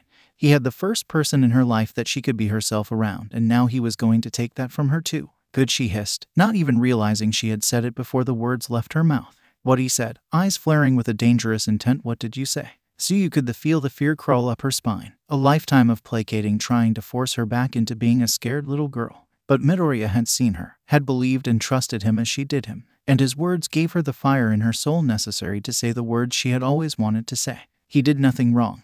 I never asked to be a heteromorph," she finally said, a lifetime of bottled emotion rushing out all at once. "And like you said, a heteromorph could never be real hero. You should be happy," she mocked. The ghost of a smile painted across her face before the stinging pain of a hand slapped across her face. "Shut your fucking mouth, you ungrateful little shit," he swore. 𝐀𝐦 was stunned for a moment. In all her life he had never struck her. Oh sure, he had shouted barbed insults and backhanded compliments, screamed in her face innumerable times, but this was a first. A part of her wanted to cry, the last proof and final nail in the coffin to show that he never had any love for her. But another, swiftly growing part of her was something beyond furious as a seed of vindictive malice planted itself in her soul. "What do I have to be grateful for? You've never given me anything," she hissed. All her life she had never been enough. If she ever succeeded in anything, her father had always been there to tell her it meant nothing, and any failure made it worse. It was why she had always been as stoic, unemotional, a mask carefully crafted over the years to protect her from him. Always telling the truth because it was the one thing he could not take from her. Her mother was crying now, grating like nails on a chalkboard against 𝐀𝐦's ears, but amongst all that useless noise were no calls for her father to stop, no running up to try and put herself between her and her father. She was just as pathetic, a pathetic mother, a pathetic person, and the only thing that brought her even a step above her father was that she at least allowed her to dream and had done what she did to make her dream real. "If it wasn't for me, we would still be living in the Warrens. You wouldn't even have the luxury of complaining about a broken window," he spat, as though the bare minimum was any to write home about, "and it was the money from my pocket that allowed you to lie to yourself and believe you could be anything at all. Is that what you think?" 𝐀𝐦 smiled, a thin malicious thing as she turned her head and glared a single eye at her mother. "Do you want to tell him, or should I? Was her father really that stupid? He worked a low-end salary job, the greatest height a useless heteromorph could hope for, and he thought that kind of salary was enough to get her into the most prestigious school in Japan. Oh, there were more pockets than your own ... and so many hands and happy endings." He looked at her in confusion, brow still furrowed as the gears in his head spun like a car stuck in the mud. He was that stupid. "Funny thing about taking care of kids, you tend to stay up late and see so many things," she said, and oh, she had.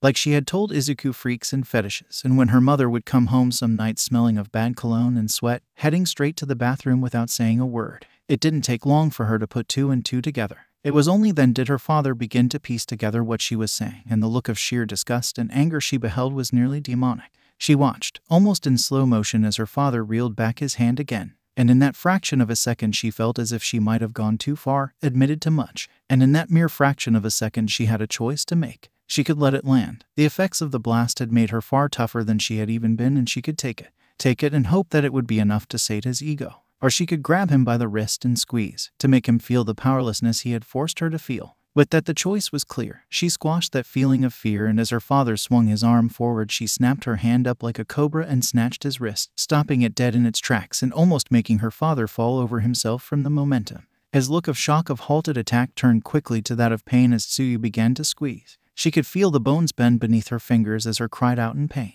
"You are not going to call the school. You are not going to do anything," she told him, looking down at him with complete disgust as he fruitlessly tried to peel her fingers back. "She should have done this years ago." "𝐸𝐸, let him go," came the voice of her mother as she came up to her, a look of fear in her eyes. "𝐸𝐸, please." Pleading. She was pleading for this man. After all he had done. After everything he'd said. "𝐸𝐸, why are you hurting Daddy?" The voice cut through her rage like a hot knife through butter as she turned her eyes back to the hallway and saw 𝐲𝐸 and Satsuki staring at her sister looking at her with tears in her eyes. She was holding her teddy bear tightly and was wearing a shirt with a cartoon frog on it. Immediately she released her father, him crumpling to the ground as he clutched at his wrist in pain. "Satsuki, it isn't," she tried to say, walking closer with fear in her voice. 𝐸𝐸's heart then felt like it had been stabbed with ice, dropping down into her stomach as she retreated away from her. 𝐲𝐸 stepping up to protect her from ... me. 𝐸𝐸's lips were quivering now, the euphoric victory over her father turning to ash in her mouth. This wasn't how it was supposed to be. "Get out," she heard a voice say as turned one last time to see father looking at her with that exact same look of fear. "Get out of my house." Present, I ran to my room, took my school clothes and jumped out the window. "I ended up changing in the washroom of a gas station," she said, finishing her story as more tears fell from her eyes. Midoriya sat in stunned silence at everything he had heard. At first he had felt a deep, burning rage when she had told him what her father had done to her. But as the story finished, the rage was accompanied by a deep sense of guilt that threatened to drown him. If he had never gone to her house, if he had never given her those blast shards, then none of this would have happened. Even the thought of her father making good on his threat to try and get him expelled played a distant second in the worry he had for 𝐸𝐸. She had been suffering in silence and he didn't even know. "I'm so sorry," he told her. "The way they looked at me. They thought I was a monster," she sobbed, shivering as she struggled to breathe. "No, 𝐸𝐸, they're just too young to understand," he said, trying to console her, but it seemed he'd chosen the wrong words. "And now I've left them all alone," she cried out, flaring with anger before crashing back down as she stared up into the sky. "Who's going to read them bedtime stories? Should we call the PO?" "No," he tried to suggest before 𝐸𝐸 cut him off. "No police. If I told them, they would take them away and put them in foster care and I might never see them again," she explained.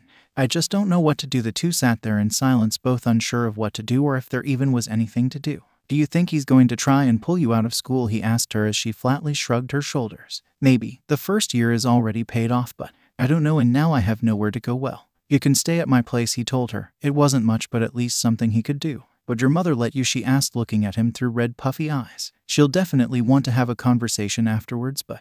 "Yeah," he answered. His mother was a good person, and after hearing 𝐸𝐸's story he was even more grateful for it. It wouldn't take much to convince her. "Come on," he said, picking himself up and offering her a hand. "It is what it is now, and we can try and figure out what to do tomorrow." 𝐸𝐸 looked at his before slowly nodding her head and took his hand. "Let's grab mine to buy our stuff and go home." "Okay, and Izuku." "Thank you," she said, looking at the ground. "You're welcome." Later that day, Miko Anjio sat on the pier, legs swinging over the edge as she watched the sunset with a wistful expression. It was late in the evening now, the last of the loving couples having left, the last of the sun finally falling over the horizon. If any were still around, they would have seen identical twins. As Miko lovingly she took another sip of her drink and looked over to the girl next to her, smiling warmly. "You know, I was beginning to think that I would never get to meet him," she admitted. After she had seen that video of that boy fighting those villains, looking all bruised and battered, she knew she had to meet him. And now she had a name to put to the face. "Izuku Midoriya," she hummed, the name like honey on her tongue. She was about to take another sip before she stopped herself, putting her hand over the opening to physically stop herself. This was from him, and though it was best tasting blood she had ever drank, that just meant it was something to savor, not gulp down. Looking over the real Miko, her skin ghostly pale and blank eyes staring at nothing, she couldn't help but thank her.